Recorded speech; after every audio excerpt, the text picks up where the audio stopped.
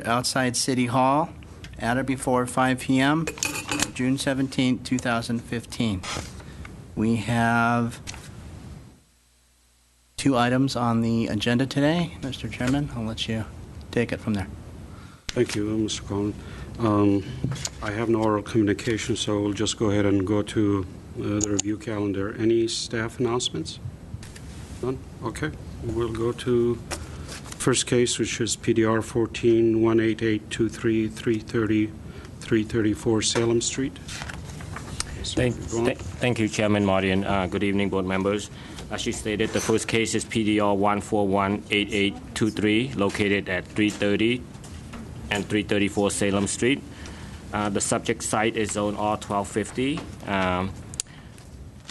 The project is combining 2 adjoining lots for a total of 13,955 square feet.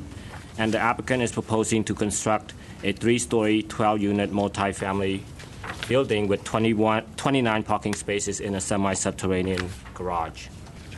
There are a number of buildings on the subject site right now. Actually, there are 6 buildings containing 7 residential dwelling units. All of these buildings will be demolished. Also, staff prepared an initial study and prepared a proposed negative declaration for this project, and the comment period was from May 29th through June 17th. And we did not receive any comments on the proposed negative declaration. As I stated, the proposed project will be built on 2 adjoining lots, resulting in a lot width of 100 feet. As a result, the applicant will be proposing 12 units, which reflects 1 additional unit based on the density gain from having a lot width of 90 feet or more. As a result, the applicant is required to provide additional open space adjoining the front yard setback. So as you can see in the proposed site plan, the front setback is generous when compared to a typical project within the same zone, and also within, if you compare with adjoining properties and development. The common open space is located in the back of the property, and the building is essentially located will be centrally situated on the lot. The project meets all zoning codes in terms of setback, height, and lot coverage as well as FAR. So in terms of mass and scale, as you can see, the first floor shows appropriate articulations of the wall. There's movements in the planes. As you move up to the 2nd, 3rd level, there's less of that. So staff is suggesting that there's opportunity to increase the articulation on the 2nd and 3rd floor, so that the building's mass and scale could be further improved. But overall, the proposed massing and scale is headed in the right direction, in staff's opinion.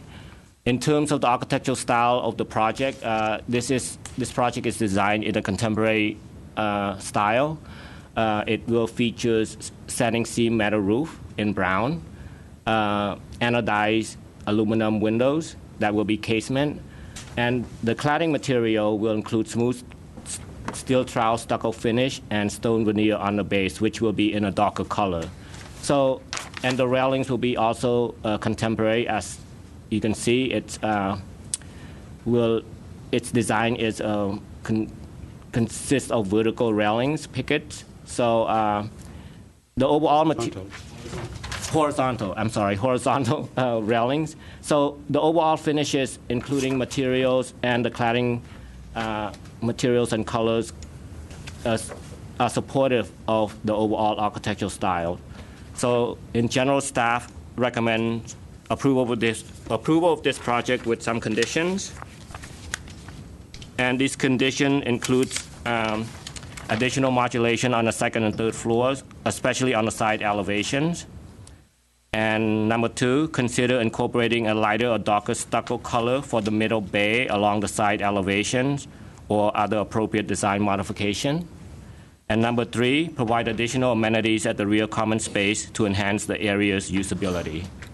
And that concludes my presentations, and the architect is in the audience to answer any question. I have a question. I don't see it in our packet, and I don't see it on the board. We have A5.1, that's the sections. Let's see. My packet. There wasn't in any of the packet. That's just a reference to that, Just a reference? yeah. But you Okay, should then have I- provided sections, though. It I do says not on have it too, then, if- A2.1 sections, so that's what Sorry. Yeah, there's a couple of sections for the driveway and a few other things, but not for that. It's an oversight on my part, then I apologize. I just was hoping I didn't. This one. Any other questions, Ms. Barber? Nope. Any questions? Yes, I did not. Board members? I did not have it. Ms. Milliken? No? Rather, I had a question. Can you clarify the front setback for me? Just based on my understanding, the front setback I'm talking about, the garage shown is 20 feet, but in my opinion, it should have been average 23s. Am I correct or incorrect? Actually, the zoning code requires that the wall of the subterranean parking only needs to meet 20 feet, the minimum setback of 20 feet. 20 feet. Yes. There's no averaging for the garage. Because on the diagrams in the zoning code, it shows average for the same thing. But you can look for that. I mean, that's just a clarification. Yes, it's only 20 feet. 20 feet. Okay. I'm going to open the public hearing. I'm assuming no questions? Okay. I'm going to go to Mr. Hamlet Zohrabian, the architect. Good evening. My name is Hamlet Zohrabian. I'm the project architect. I do have the smaller perspective for each one that I've covered. I mean, I've copied the one that is there, because in your package you have only the Black and white. you have the preliminary one. We normally do a preliminary one and then the final one. So you have that. So I think it will help you. It will help you kind of visualize the landscaping and what's going on in the front. I think that's one of the important features of this particular project. Yeah. I'm glad you provided that. Yeah. So I think that shows what the intention is. And basically, we were talking about more open area in the front, as opposed to having minimum 20 to, average of 23. We have additional, open area in the front, which is 15 feet on one side, or 16 rather, the depth of 16 feet on the, I would say, on the east side, and then on the west side you have about 10 to 11 feet depth, additional depth. So therefore, the front setback is, considerably much larger than what we normally are accustomed to. So, well, the project itself it's a 212 unit multifamily, as planning staff described it, and it's within a high-density multifamily zone area. It's right very close to Central. It's like just west of Central and south of California, in that area, which is right across from it is the Veterans Village that is being constructed. So it's surrounded by multifamily zones and multifamily buildings. Existing buildings that are there, they're very old buildings, and they're all in a need of huge maintenance and everything. They're falling apart, but there were people living there, rented for a while ago. So there are about 7 units there right now, very small shacks, not conforming garages and stuff, but it's going to be all demoed and cleared up. So two lots will be combined, as it was explained, for the project. The project itself is pretty simple. Four units per floor, so 3 floors will make it 12 units together. Normal zoning will allow you, for a single lot, it will allow you to have, if you were go to normal zoning, it will give you 11 units, but because we have double lot, it allows you to have the 12th additional actually That's units. why you're providing the front Yeah, setback. it's actually, you can, yes, That's exactly. why you're providing additional, so Exactly. it's a required front setback. Yes, exactly. So actually, you can build actually 2 more, but we're not taking there all the way. We felt that structurally and aesthetically, it's much better to stay with 12 units. So it brings a lot more balance. As far as the articulation of the building is concerned, building itself is designed in 2 parts. One side, one of the buildings with just 2 units is on the west side, the other 2 on the east side, interconnected with an open space in between them, which second and third floor will have a connection with a bridge sort of connection on 2 locations. So as you're entering, you're going to enter into that open space where it's very roomy and airy, and you have 4 only units that are accessed per floor from there. But as far as articulation is concerned, we have actually articulated the front facade starting from ground floor up, with the exception of the elevator shaft and the stair shaft, 3 feet. If you look at it on the second and third floor setbacks 36 inches, and then the third floor setbacks 6 feet from the first floor. So that articulation is there, and that modulation is there in the front. On the sides, however, I think staff was commenting on mostly on the sides. The way we have it, we have broken down into 3 parts, and our depth of our articulation is 12 inches. And one of the comments are suggesting to increase that 12-inch depth, which is a vertical depth I'm talking about. But according to the zone, when you go to the third floor is already set back 3 feet. And the second floor, also, if you look at it, there are elements that are closer to the property line in the first level than the second level. So all around the building, we have this modulation and, kind of stepping back in a sense, that with the exception of the rear of the property, where we have only, vertical articulation that, we have provided there. However, the third floor roof that we've introduced there as a horizontal band, it goes and turns around and kind of meanders and hugs it on the right-hand side. So the building itself, the materials, it's a contemporary building. So we've proposed to do a smooth stucco. The windows will be all inset. They're all aluminum, dark brown, bronze aluminum windows. And the windows themselves will be all casement windows, but the patio doors will be all sliding. We provided open space, common open space, and we have provided private open spaces for the units. And in front, as was mentioned, we have an 11, which is rightly so. We have to provide that 1,100 square feet of additional open space. And so the way we are envisioning is that it's very open to, non-restrictive to the common, public outside, in a sense.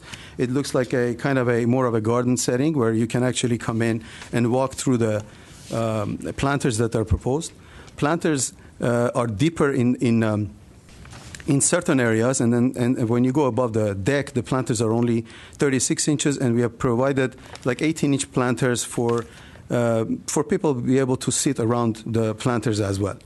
Landscaping-wise, we have introduced trees that some of them being on the top of the deck. Obviously, we've chosen species of trees that they will not grow as far as their roots are concerned, so appropriately. But the front setback that we have completely on ground, it's all landscape.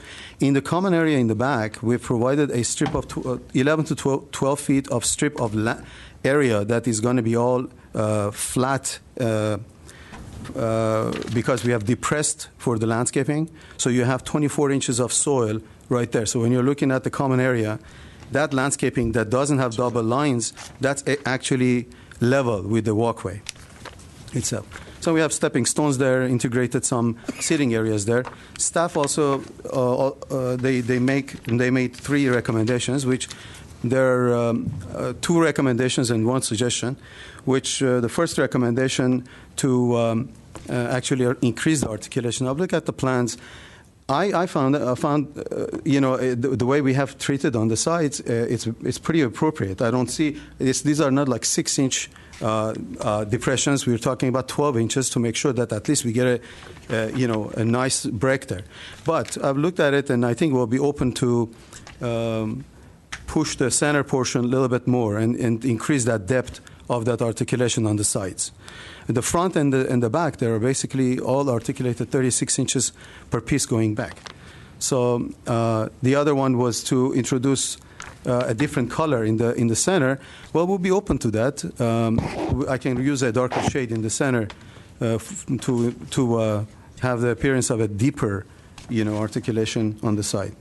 Well, I'm okay with the recommendations and suggestions. I don't have major issues with it. We will provide additional amenities in the back that it was suggested. And we can introduce barbecues. The thing is that each unit has its own private patio also, so we figured that each one will be responsible for their own, a barbecue area. That's why we didn't provide, but we're very open to it. Okay, Mr. Zerb, thank you. Any questions to? Go ahead, Ms. Palmer. The perimeter, Excuse me. Let the record show that Mr. Simonian has joined us. Thank you. Noted. the perimeter walls around the property lines? Yes. Those are, what are they made of? Well, perimeter walls will be plastered block walls for the all the way to the 42-inch above the deck level. That's what we are allowed to. And after that, it will be just a railing that we have shown, the typical railing around it. All the way around? All the way around. So those railing will be, by code, the solid portion cannot exceed 6 foot 6 inches. So that's what we are doing. So 42-inch would be the wall itself, the solid wall above the deck, and then the rest of it will be the railing that we have. And those areas in the back where you have planters, you're going to be retaining walls for the planters? For the planters? The back? Yeah, well, the depth of them for the trees, if you will, the way we have done it for the trees, we've allowed at least 48 inches square. I'm talking height. Yeah, height-wise, 42 inches height for the trees, because that's what I was explaining. In the back for the trees, because we are above the deck, we have depressed the deck, concrete itself, the structure, 24 inches. Okay. So therefore, it helps us, kind of mitigate that situation. That's why I was one of the sections. Yes. Yeah, that's what we've done. Board members, any questions to that? Go ahead. I have a couple of questions. So, the rear common area, the accessibility that looks like it's only through the front. So, do you foresee that being an issue with ongoing maintenance with a landscaping company or maintenance company? Because there's no access on either side because of the private patios. Well, the private patios on each side, they're accessible for maintenance. They're not gates separating each one from each other. But it's just a space there that is psychologically over and above the 40 feet minimum is required for the private, but above that it's not required. So what it is that with the different patterns that we have, we are kind of it's not gated, what I'm trying to say. Just a gate in front. You have gates depicted on your... Correct. No, that's true. It's true. In the front, yes. The gates are in front, on the sides. Those are the only gates that we have, in other words. Between the units, I don't have gates, so they have an access through that. So this is...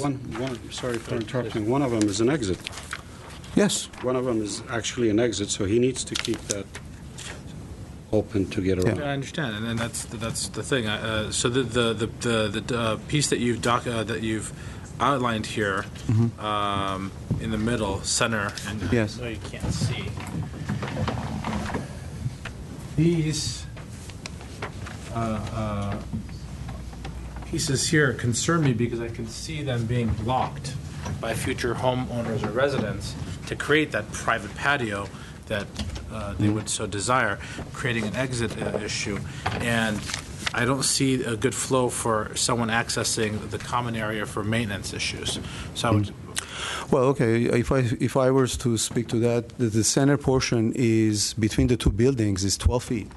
So we have enough room there to walk. We didn't propose anything in the center to block them. Okay. So the access is there. The only thing... Yeah, it's 12 feet in between the two buildings. But the thing is that also, what I was going to say in the back concerning what you mentioned, Yeah. It's a common issue that most of the properties in Glendale they have, and now the fire department is not allowing gates between the units. That's what they say, because they used to allow a gate there with no latches. So during fire they could actually act as a panic hardware, but they don't allow it anymore. However, it's something that we normally put in CCNR. Yeah, we put a note there in CCNR for them to adhere to that. So that means they cannot block. They will be limited as opposed to what they do, at least legally. My other question is in reference to your refuse plan. You have your recycling and your trash tandem on your parking Yes. diagram. How does one access the recycling in that scenario? Well, we provide a trash chute from the landscape. If you look at the stair, beside the stair, there is a trash chute. One is trash chute, the other one is for recycling. So each one goes there. There's no access. You foresee everyone using the trash chute Yes. for recycling and Yes, trash. instead of going down, that's a convenient part of it that you. So it's only for when the trash is going to be removed. Yes. That you have So the this- company will come and then they will remove it. Yes. Yeah. Finish, Mr. I have another question, but Go ahead, go ahead. I'll save that one for later. So you said you don't have the sections, right? Well, we do have the sections, but it's in office. I didn't know that to Okay. Well, it's particularly. required part of the application. Forgive me, but it's required. So and I'm trying to kind of use my memory going there and looking at this. The adjacent lot, and I can't, the west facing, which is a multifamily. Multifamily, yes. That has a raised deck area.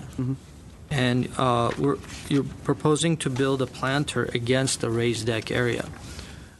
What do you propose to actually, what's the height and what do you propose? I mean, they have a railing there, and how is that going to get covered? Are they going to have basically, is your deck going to be higher than the adjacent? Is it lower? Is it screened? Is it not? So any thoughts on that? Yeah, that being the existing one being an older building, they used to be able to actually have their deck higher than, like semi-subterranean garage had a different meaning many years ago. Ours, we have to maximum we have 36 inch above our grade. Right. So I foresee maybe about 12 inches of difference between them. Okay. And obviously, we are relying on our own structure, so we're not going to be imposing anything structurally. Above that is 42 inches of deck that I was explaining to Commissioner Deck Palmer. or planter? No, planter itself, we are allowed to go solid wall. So it's a 42 inches wall at locations that it becomes part of the integrated planter. Then above that, we have 36 inch of railing. So security-wise, we're okay. But as far as planting itself to grow over the rail, that will be So you have the deck, and then you're going to 42 have inch about solid. 42 inch, but then you have planter against that, right? Yes, against that, we have some planters, some areas, yes. So the height of the planter, and then that wall sits on top of the planter, and then you have... No, the wall is part of the planter wall. We're only can go 42 inches above deck because the deck itself is 36 inches above the grade. Okay, So, but there is no grade, there's a deck there, so I'm not sure. yeah, so it's 42 inch solid. If we were to make a comparison, we'll have a 42 inch wall solid with a 36 inch railing on top. And the planter is at grade level at the Yes. base of that wall. It's going to have creeping fig climbing up the wall, and then a Yes. couple of small. So is that... There won't is be any that- screening Is vegetation. that somehow clear of the difference between the railing they have and what is being, do you have no That's what. idea? Well, no, yeah. I mean, we try to. Is it going to be like 4 feet higher than what they have? Is it going to No, be 2 no, feet it'll be lower very than? comparable to what they have. It's very comparable to they have. The difference might be like 12 inches. Okay. Second question, the back area, you're recessing that, the deck, so you have a flush walkway. And you have these hatching all around the site plan. Can you explain a little bit about the actual what these hatchings are? Because as you come around, the reason that I'm saying is, as you come to the front, right at the 20-foot line is the edge of your deck. And then you have a ramp that comes up, and I'm assuming, without having a section, I'm assuming that in The this 1 to 20. portion, on this portion, you're level, Yes, whereas here you're stepping up. yes, So, and this is a deck, this is on grade. correct. So, any material, any thoughts, anything that we should consider? I think that would be a good suggestion. If we can increase our permeable surface by introducing maybe interlocking pavers to match the driveway that goes down. Okay. Right now, what we have is a scored concrete that provides that walkway. And then on the deck surface, what is that going to be? Is it just going to be just a concrete deck and with epoxy or Dexatex or whatever? Yes, yes. But in front of for the private decks, we were going to have tiles there. Okay, and then without, again, having the section, just one more for me to understand. I'm pretty clear about, I'm assuming that all the first and the second and third, based on the elevations, without having any shadows or anything, you're looking at one surface. So let's say on the east elevation, this is one surface, and then the third floor is pushed back. 36 inches pushed back. 36 inches pushed back. Okay, so over here, we have one elevation, which is right here, right? Correct. And then it goes up to the railing height, and then that is pushed back On the second floor. about 42 inches. Yes. And what is that? Is that like going to be covered with metal, or is it going to be like stones going to be? Yeah, no, it's, we have a Liner, cornice. Yeah, we do have a cornice, which is a precast cornice that goes Okay. all around. That material will continue there. Okay. We'll do waterproofing underneath. Okay, and then,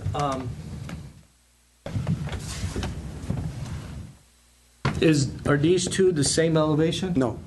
The upper one is going further back. If you look at the third floor, that's what it tells you. Goes back because you see the roof down below. So this line Yes, is not that line. second floor? Yes, that's right. And then, See how it ends to the elevator shaft? One ends closer to the exterior, the other one is deeper.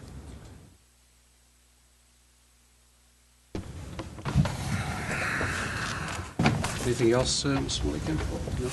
I'm Sorry. still unclear on the side planters. I thought you said that was depressed along the sides? Only in the back, the common areas, in the rear where we have the large trees. So these side planters, how tall are they Okay, against the wall? okay, those planters, the wall that we have above the deck is 42 inches. Right. So those planters, if I don't have any trees there introduced No, in the they're landscaping, just shrubs. yeah, then it's only 24 inches. If I don't have a tree there, it's 24 inches. But if I have a tree there, then I use full 42. But because I don't have the tree there, I didn't actually depress that area. We don't How wide normally. is But you have how wide is that also, 24 inches. inside? Yes, clear dimension. But in the back, you've got some trees against the building, and those heights, those planters are 24 inches? The planters themselves are 24 inches, but the soil 24 inches below it, Just to the back area? it is the backup area. So that means when you're looking at it, we didn't want to necessarily see a lot of planters, high planters. So we had that opportunity in the back where we actually have our trees there. We have an additional 24 inches of deep soil below it. That whole back? Yes, the whole back. You're done. Mr. Simonian? No questions. Mrs. Oregon? Sure. To clarify, Mr. Malikian, I had a little concern with the side setbacks too. But if I read your plans correctly, actually the second floor overhangs, so there should be a line in here. Second floor is overhanging based on what I read on the plan. And if I understand this correctly, this is all one elevation? This is not one elevation, actually, based on the plan. On this side, if I look at this correctly, this is all one elevation. Same thing, I'm assuming this is duplicate, correct? I mean, both sides? Well, Now, this, what I understand from the plan, this is projecting out over this area. no. Those two windows that you see with the stone veneer to them, it's the projections that brings you to the first floor minimum setback. That's the only two areas that we have. We're using 5-foot setback. If you go back there, I'm using intervals of 5, 8, and 11. Just that's as we go up. So the first level. Yeah, but let me interrupt you for a minute. This line is this, correct? Yes, the bottom. Yes. Okay, so, yeah, this is it. This is the projection. Oh, yes. Yeah, That's that's the the projection. projection. Correct. Now, this line Is that line? is It's the same line. in the same line That's as in right. here? Yes. Okay.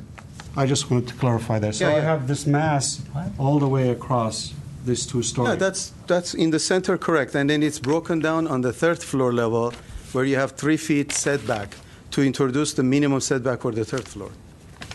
You see?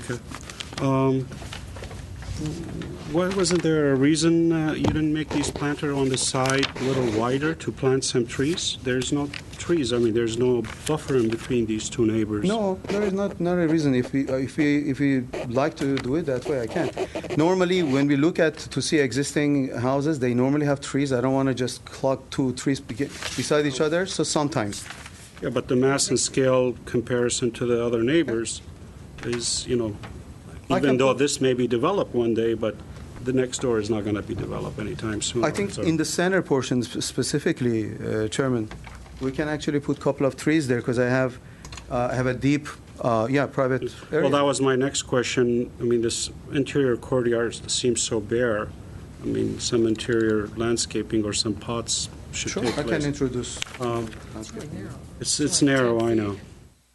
One where these was pushed the building and into The other question, how are you handling the detail between these railings and those roofs that they meet? Because that's not really a detail that is going to work. These edges of the railing, these right here, you have it basically all over, and even in the rendering,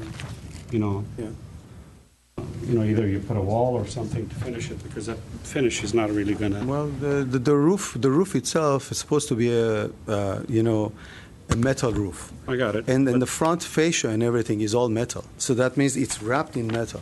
So that, therefore, on the right-hand side is metal too. So the railing is going to sit right next to it. It's very contemporary. The railing, it just goes there, and railing has the same material color, in other words. So it's going to match together. It's not going to be like a plaster against, metal. Yeah, I mean, as long as it works, Well, that's what we're proposing to have. One question on that. I had the similar issue, but I had it on the east and west corners here. Okay. Are those balconies overhanging past the roof?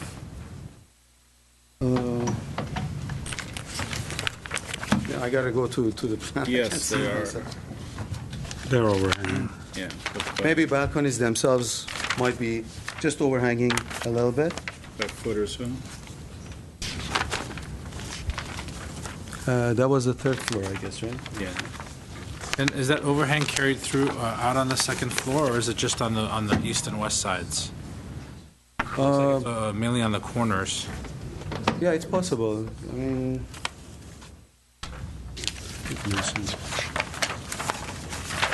The balconies at the street elevation are flush, the edge of the balcony is flush with the edge of the roof, and all of the other balconies, the balconies at the sides are inset from the roof, and then the couple of balconies at the rear project a little project beyond a the little roof. bit beyond. That's right. We did that is because on the sides, we have that clear 36-inch setback that we are doing, but doesn't carry itself to the rear. So in order for us not to interrupt the design, just wrap it up, we came up with that. So it sticks out a little bit in the back side. Yeah. But on the sides, as you can see on the 2.4, it describes how And then we didn't want that to be just in one line, so that's why we wanted to kind of interrupt it and give it a play in between. The depiction on 2.4 doesn't extend out, though. No, but if you in this depiction, if you go to the left-hand side, which is the rear, you can see there is a dashed line there. That's the wall below. So therefore, as you can see, that it's overhanging like 12 inches, only in the back. Yep. And that's what we did, so we be able to This is in line. wrap around that roof area there on the third floor. Are you trying to keep a standard depth on the balconies? Not necessarily. I don't want to necessarily do that, but it seems to be a natural rhythm to have 36-inch depth there. Okay.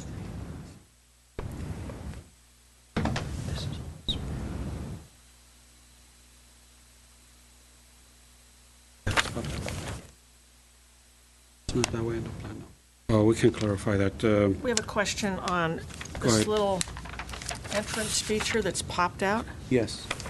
Where's that on the plan? I'm not, That's that little feature that pops out. You mean the entrance? right, yes. Right. No, it's just a plaster. How much does it come out? It's not. It doesn't come out so much. It's What just is it? basically the I just don't see material. it on the plan, that's why I'm, Here you can see it on the landscaping. If you go to the landscaping, I see very like clearly 6 says- inches there. It's about 6 inches. it's of about pop- 6 inches. This the change of material there, so it doesn't continue the stone all the way around. so your rendering is taking a little license. That's what was confusing. I understand. You might have a little bit depth. Big I hope shadow. it doesn't show 5 feet deep there. Okay. No, it was just a nice thing to Yeah, no. have to announce the entry. Okay. Any more questions? I want to open the public hearing. Thank you, Mr. Zarabian. Thank you Mr. very much. Simonian? Appreciate No? Okay, thank you. We'll open the public hearing again for I have actually a few cards. I have Kirk Garabedian. Yes, come on up, Mr. Garabedian. Let me start off by saying I appreciate the entrepreneurs and the architects that are putting this together. I don't necessarily have an opposition to the building. I just want to voice a concern and just have all of you kind of keep it in mind as you review these types of projects. I own a building down the street on Columbus and Salem, and it's an older building. It's 5 units, and it's a legal non-conforming building, and we're obviously parking impacted. So when I purchased it, I didn't realize there's going to be all this apartment construction in our neighborhood. And while I'm thankful for it, it's a bit of a bittersweet because it clearly I think creates parking concerns.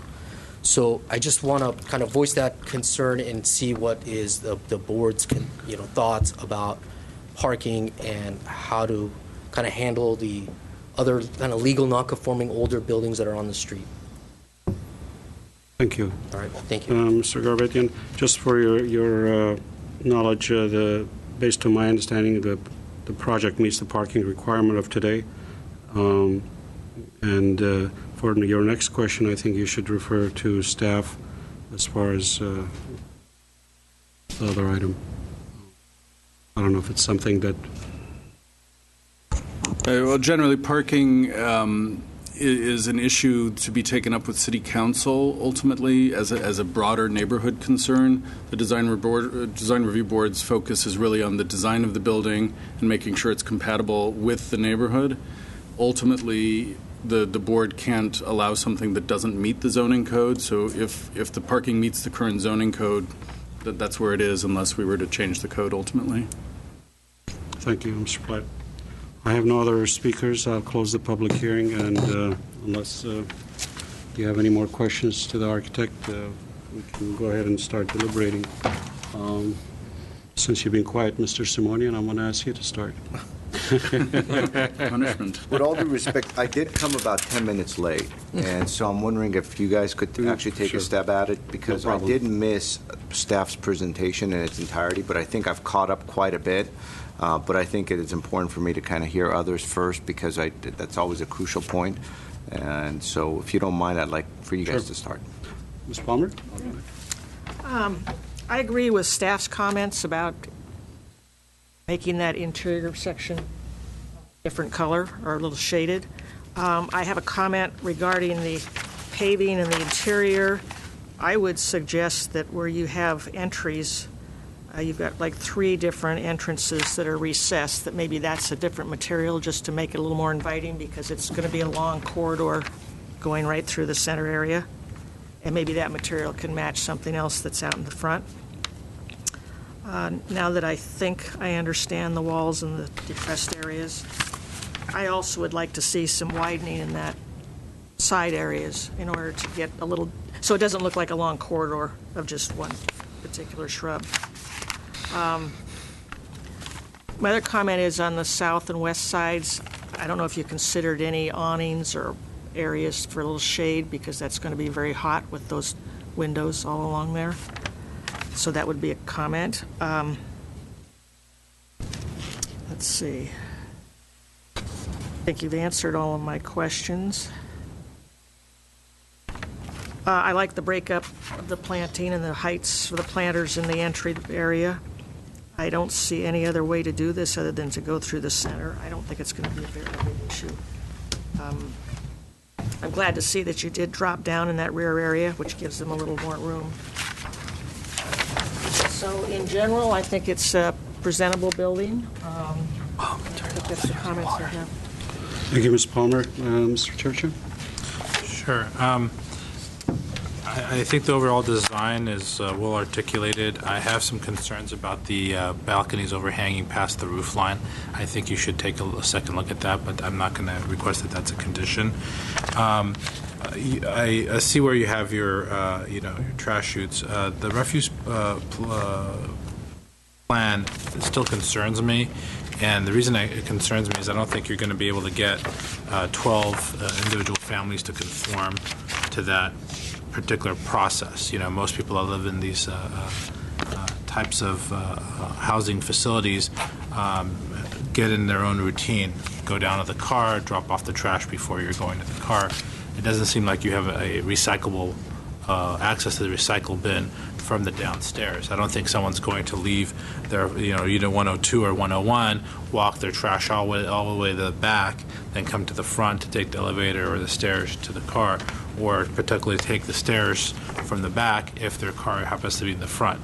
So I think you need to think of a way to allow access for the recycling as more and more people are cognizant of the recycling. Additionally, this is again a recommendation. In the parking plan, you have the guest parking staggered. You have it one next to the handicap, one across in the I would say west corner. Now I can't find the parking page. 8.2. Second page. Third. Yeah, there we go. And then I didn't even see the third guest parking. So I would recommend maybe having all the guest parking under in one section, so that you can have that a little bit more defined to allow for easier flow. Other than that, I think that this is a good project for Glendale, taking 7 dilapidated units and doing 12 units. That is well thought out is I think a good project for Glendale. So I support with the recommendations that staff has made and that we're making now. Thank you, Mr. Charchin. Mr. Milliken? Yes, thank you. First of all, I think it's a very nice, simple architecture. I think it's very clean, and I really appreciate the fine details and the simplicity of the project. A lack of the section and some of the dimensions kind of gave us a lot of gave me a lot of studying to do and understanding and the questions that I came up with. Some recommendations that I have, I think it would improve some of the detailing and some of the improvements that we have. One item that I forgot to ask you, but I think we can talk about that, and if it's important, we can open that up. We have a symmetrical building per se. I mean, it's not 100% symmetrical to the east and the west. As you look in the front north elevation, you have 2 smaller windows that are placed on the staircase, and and the other two are in the elevator shaft. So I'm not really sure how that's going to come into play and what that's going to be about, being that you have a shaft that moves up and down, there's no light behind it, there's nothing there, it's just going to be windows, decorative windows, basically. And I don't know if it's going to get blocked in the back, it's going to get dirty, how are they going to clean it? So I just kind of more of a thought process. And then also a thought should go into the placement of the two windows to the left of the shaft on the second and the third floor. Should be in line with the first floor as it is on the west side of the entrance. I'm not sure why they're shifted. Everything else in the project is all in line. The other thing that I think it would help. Sorry, can you clarify that? Yeah. So all the windows are straight in line. Okay. And as you come around, and then the only one that it's shifted is this one, these two. So I think these should be in line as it is here, as it is here. So it just kind of carries the same rhythm of architecture and openings all around. So, Mr. Churchand mentioned something, and I think it's not something to kind of put aside, but I think it's really important. It's going to definitely affect the detail where the guardrails and the smaller roofs that come into play, and without having sections and understanding how they are being detailed, I think that's an item that I want to emphasize to make sure the staff will pay attention to that. So we're talking about the wedge-shaped sections at the sides of the roofs interfacing with the railing? How they come together, I'm not sure how that's going to come. Are they going to build a wall and so that the roof comes against it, so the railing sits up higher, or are they going to form the railing, or the railing is going to go against it and the roof is going to be like this? Well, verified. If I understood Mr. Zarabians, I think there'll be the metal will wrap on the side of the roof structure, and then the railing will be more or less right next to that. Yeah, it's something I think we need to address. We'll make sure we get a detail so we understand it better. I didn't get a sample of the stone, so I'm not sure what the stone is about, what that material is. So that's one thing that I want to, I don't know how we're going to be able to look at that and understand what that is. And the last thing is, I think there's a nice opportunity to break some of the plate heights in the front entry of the shafts. Carrying that straight line all the way across, I think that's going to be, you have an opportunity there, if there is any, to be able to, rather than break that. You kind of did that on the sides, the east and the west, based on where the plate heights are. So I think a little bit of a variation on the plate heights won't hurt. Could you, I kind of missed that, could you explain that a little bit? See how these are, the plate heights here, it's lower, Right. kind of variations of that, being that this is all straight. So I think here, you may want to think about At the elevator stair towers where they're projecting? Towers, or possibly doing something We're in between those two elements. in between those two. So, so having said all of this, I think it's a nice project. Unfortunately, we're missing a lot of the information, so I'm not sure how we're going to do this. But this is just more of a general note to staff rather than the applicant.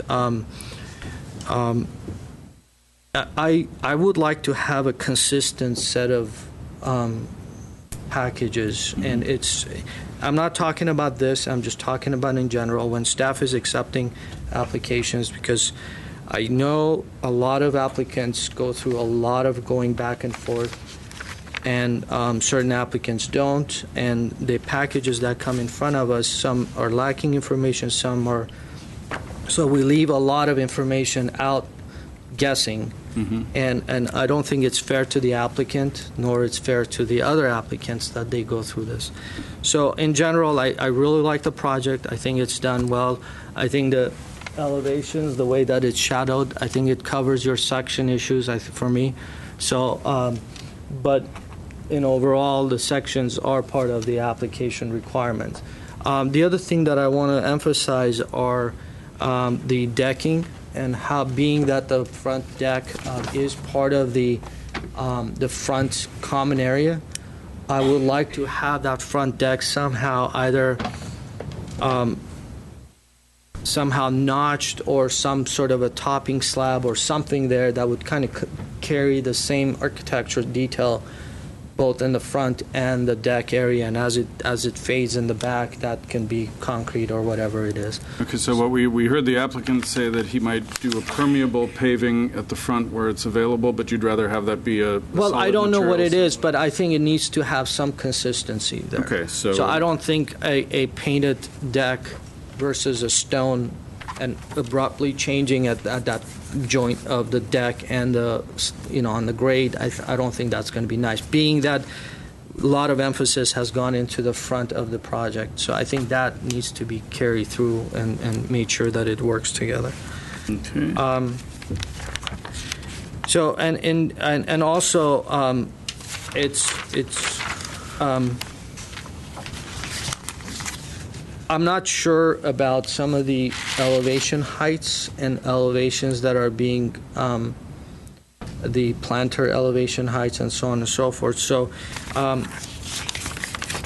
being that we have a planter or two teeter-tottering between the deck and the on grade, so close attention should be paid for the heights that you're proposing in the planters in the front setback, and so and how those trees and the planters is just going to be I'm not sure how that's going to work, being that you're going to have a joint in between the planter and in the middle of the planter. So If we look at the elevation on A41, is that appearance generally it's not a acceptable? matter of appearance. Yeah. It's a matter of you got a deck that it's sitting, and you got a planter that you got a landscape Pushed up planter against. that is placed on top of a concrete deck, Right. which carries over to a dirt that is natural soil. Mm-hmm.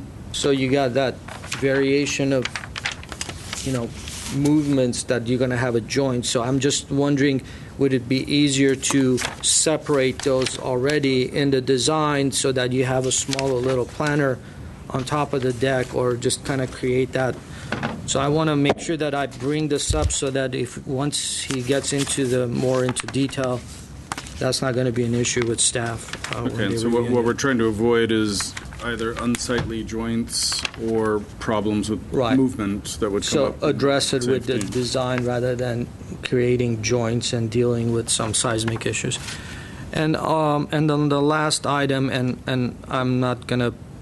I'm just gonna comment on that, is the exiting. We have having the ramp all the way to the end, and then combining both the middle and the center exit into the middle.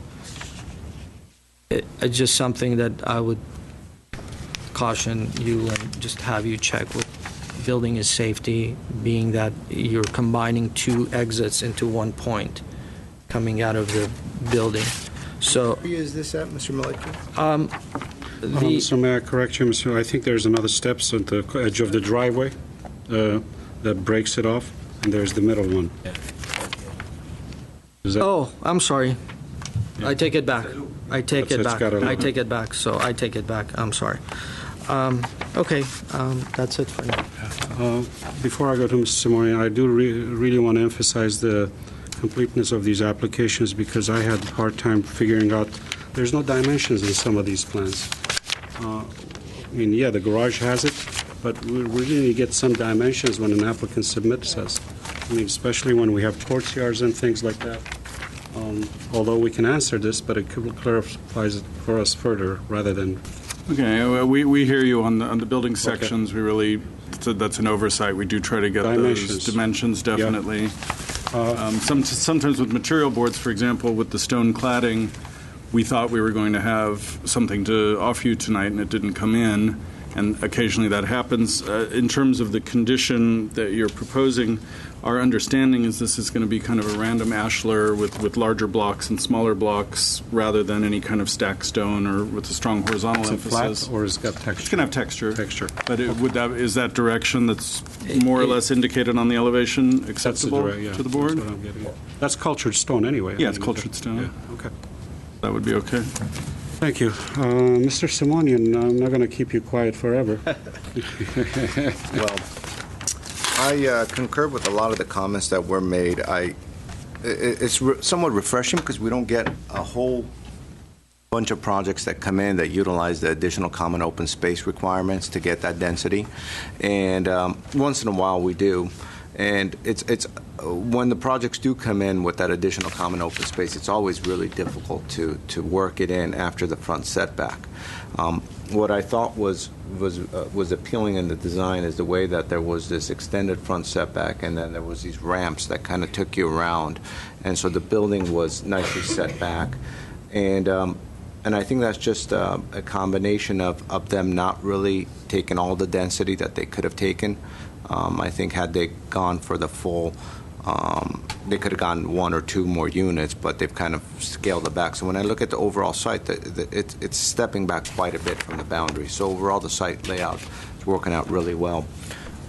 Insofar as the elevations are concerned, I think the front elevation is a successful one. It does a really good job of undulating the mass and pushing it back, and it's very hard to do with that additional open space because then you got to provide a 3-foot setback on the second floor, another 3-foot on the third floor. It ends up eating up a lot of real estate. But this one is worked out, and I could tell he's tried to kind of gain some of that back from the sides and the rear, and you just have to, it's a give and take. You give all that much in the front, you got to try to get it someplace so it's a livable product. And it's a nice livable product because these flats are laid out very well. And once you look at the interiors, you kind of understand how it's laid out. And all the shear analysis, you could tell that the shear will work out because everything's stacked on top of one another and it's nice and clean. Overall, the simple Mediterranean, contemporary Mediterranean style seems to work with that neighborhood at least, and I support the project. I think it's well done. I think some of the thoughts, conditions, recommendations that were done along the way, I also concur with. There's not really a point that I would argue against, so I support the project. Give us some more. I have one comment that I forgot. In the parking area, maybe around parking space number 29, there seems to be a little space that you might consider just putting a bike rack in there because there's nothing. And we try to encourage that. Thank you, Ms. Palmer. Thank you, Commissioner. I do concur with most of the comments. The condition that staff states as far as the articulation on the sides after understanding the plan, I think the articulations are there. I think the building is a bit tall in my opinion. If I look at these, there's too much vertical elements, including all these, even the windows, the sliders are, what, 7-8 feet high? Or I think it gives you that, unnecessary mass that, and I see the ceiling heights are about 10 feet. I think the building, if it's dropped down further, will, alleviate from this odulation that we see. We see a lot of flat surfaces that would be avoided. And the other comment that we did touch on it is the detailing on the railing and how they meet the low roofs. But I think there's, the balconies are nice, but some of them are not really usable. Our codes, dictate 4 feet minimum, especially on some of these balconies are really small. The other comment that I have was we got too much balcony, in my opinion, and I don't know if my colleagues agree or not. Too much railing. I don't know if it could be reduced by some railing, half wall. It's just, when I look at the side elevation with the vertical elements, it gives you a larger mass than what it should. I do like the composition on the building, the way it breaks in the front and how the front setback is treated. The only concern, my main concern is the height of the building. I think it needs to drop a little more. I don't know if there was a reason to do the 10-foot ceiling. I know people like high ceilings, but I'm looking at the adjacent properties in relationship to it. I can, the side setback articulations are there. After, like I said, after reading the plans.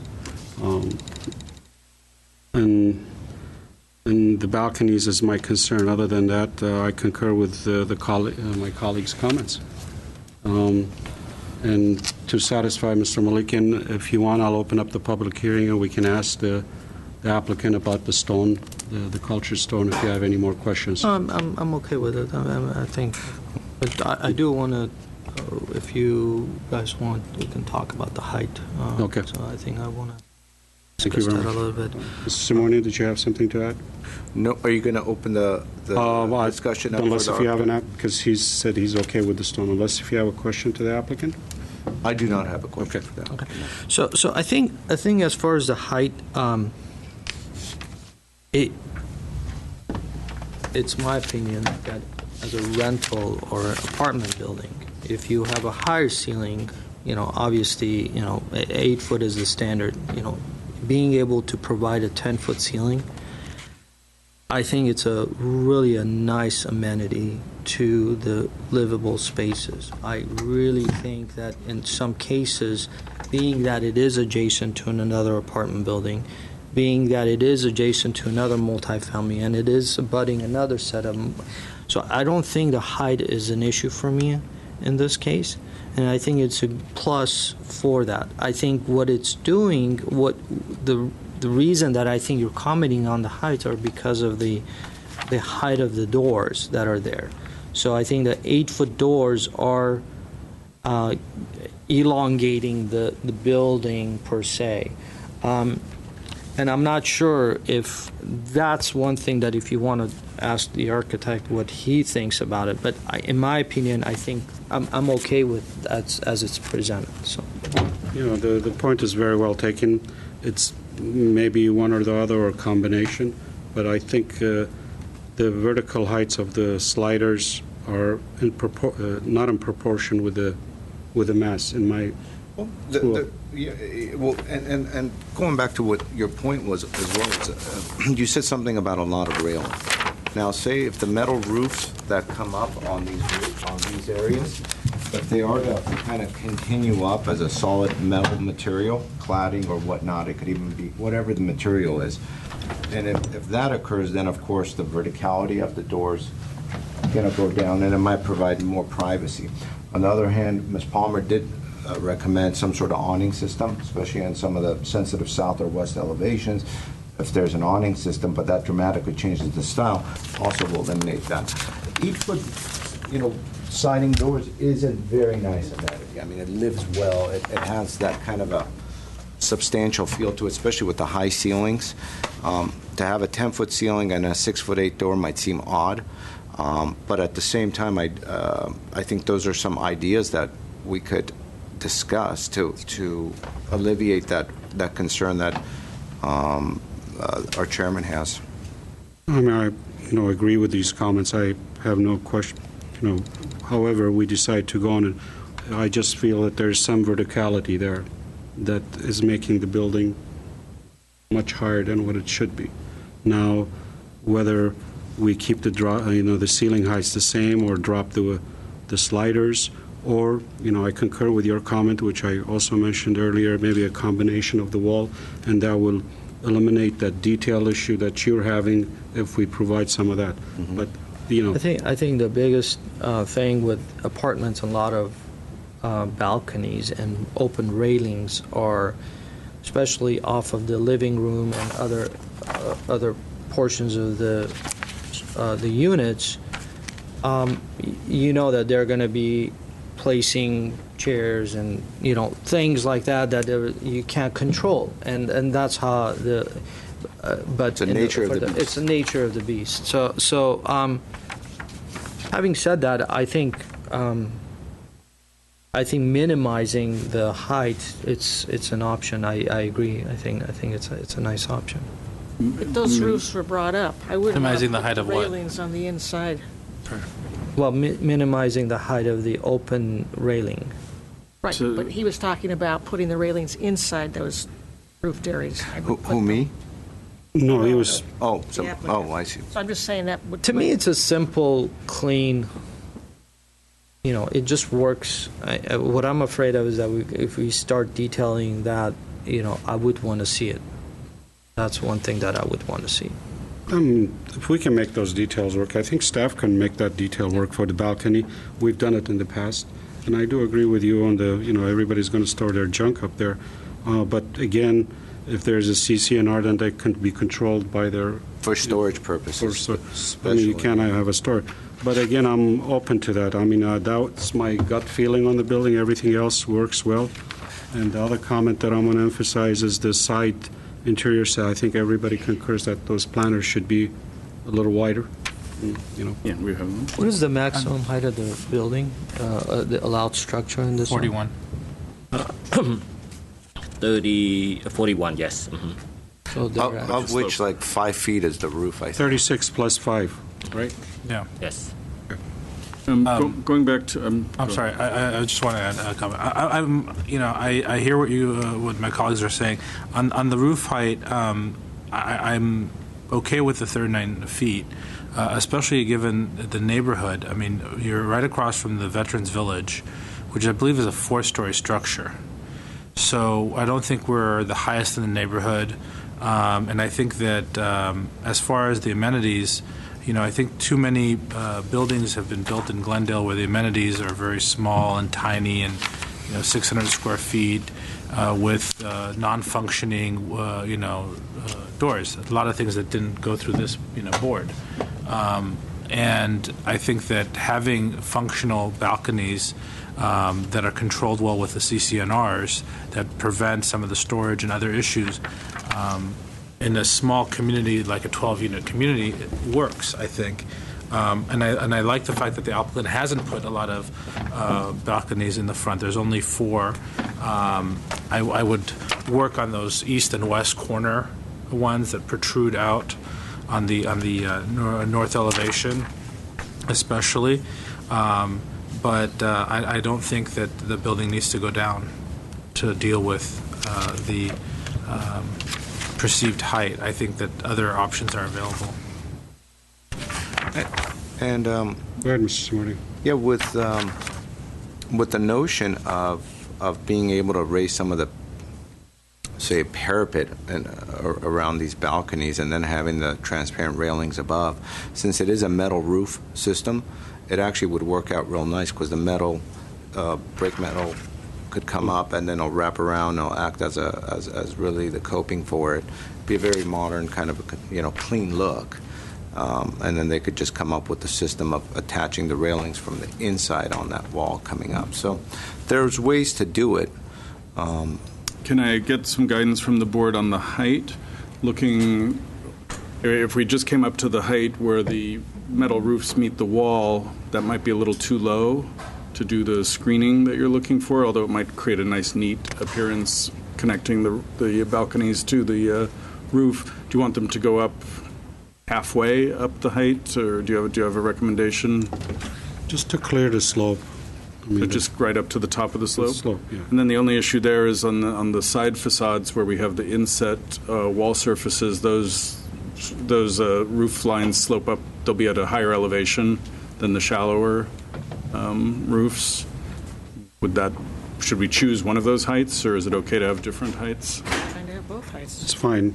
It's fine. I mean, the architect might have a preference in maybe clearing it up by 6 inches, let's say, above the line. It might look better after doing some studies. I don't know, because it's hard to visualize. Why don't we restudy the balcony Yeah, treatment? we could look at a couple of options and also consider whether, if it's lower, whether it's actually going to screen, if that's one of your ultimate goals for this.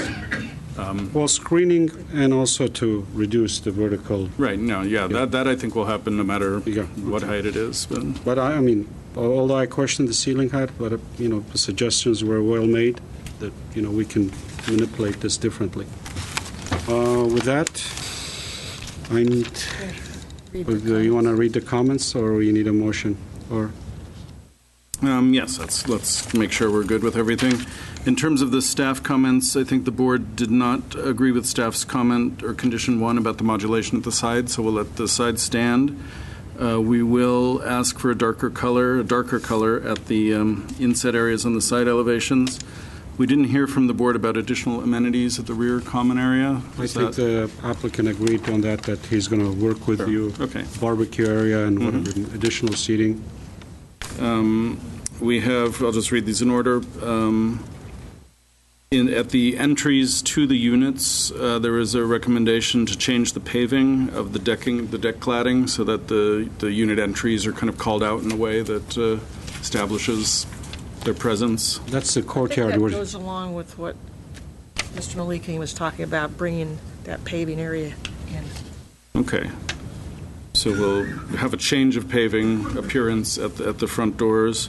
We're going to widen the side yards to a... The front doors of the units or just the front door of the complex? I think it's, He spoke about bringing that paving into the center area, and I Yes. spoke about the recessed front doors within the interior. the unit entry Not doors. how he wants to do that, the whole thing could tie together. Okay, so we could look at those as, we'll put those next to each other when we list these out. And In other words, I think we're looking for a decorative material in the courtyard. In the courtyard, we're not talking about the other 8 doors. the other It's 8, just the oh, the upstairs? Yeah. I don't see why not, if I mean, the unless... balcony walk. I just want to make sure we're talking about the front courtyard area, improving the courtyard area. which Okay, I'm in then support of. I will make that clear that we're just at the courtyard unless we hear otherwise. We're going to widen the 2 side yard areas to allow for more diverse landscape materials. Is there opportunity for trees there, or we'll just have more materials? I think we need to put a couple Or more of- screening, is that the more goal? screening or Insets. Widen them only at the insets, otherwise you don't have the room. I'll leave it to Ms. Palmer about 15-gallon trees should, Yeah, that's all you could put in there, yeah. but just enough to get some. 15 gallon? yes. Okay. We heard a consideration for providing shading at the south and west windows, but I wasn't sure that, It was just a No, I recommendation. don't think. Recommendation. leave it as a consideration. Consideration. We had a condition, I believe, to shorten the balconies at the rear so they don't project beyond the roof. I made the comment that it should be looked at. Consider them. Projects, so I would make it a consideration. And that's actually what I wrote. Later, I thought it became a condition, so that's good. We will ask the applicant to revisit the trash plan so that both the trash and the recycling are accessible from the garage, as well as the chutes from the rear space. There was a recommendation to keep the guest parking in one section, which I think no one objected to, so we'll make that a condition. This one, I wasn't sure where this would go. We had 2 things. We had the windows on the left, the central bay of the left portion of the building at the front. The second and third floor windows were offset from the first floor windows, so the condition would be to move the second and third floor to the right to align with the lower window. Can we find out why? I think that because the building sits back from the sides, that's why he has to do it that way. If you look at the plan, it's just, otherwise, he's got a fireplace and things like in the kitchen, so I don't think he's going to be able to do it. And the first floor window is dictated by the kitchen sink location. The first floor is a different kitchen layout. I think that's what's happening. It's a longer, more rectilinear layout, and as such, it's laid out differently than this kitchen, which is not so much rectilinear. It's this way, so it's a matter of centering the window on the kitchen sink. We're not calling the architect up. That's what I think is happening. So it looks like the second and third floor could be flexible. If the sink wasn't centered on the wall, it could be shifted over. If it's important enough, I think that could be done. I think it's fine with me, but if the colleagues insist that's fine too. I'm okay with it. Well, we have 2 out of 5 okay with it. I'm okay with it. Okay, The way it is, yeah. then the plan as presented stands, window locations. So we don't get to do that very often. Make sure to cross it off. Interesting Yeah, project. that one is We should call you mediator Platt. Thank you. There was also concern about the windows that are located in front of the elevator and how those would be treated. Would the board like to see spandrel glass in those windows or some other solution? opaque on the elevator side. Or we could do them both opaque. The stairwell, The concern that I thought was very valid was the cleaning and maintenance of those So in the opaque future. would address that. So an opaque glass there, or frost? Well, if it's frosted or opaque, it certainly would take care of the maintenance and cleaning issue. On the other hand, you got the stair on one side, so it's nice to have some natural light go in. Right. And it doesn't have to be perfectly balanced, so frosted or opaque glass on the elevator Let me shaft. ask Mr. Malikian, any other thoughts?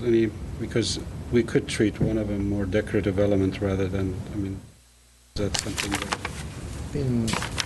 If we had something asymmetrical, then I would have said treat the elevator shaft completely different, but we don't. So, I would just keep it the way it is and just go with an opaque and keep clear on the stair side, and so that would address that.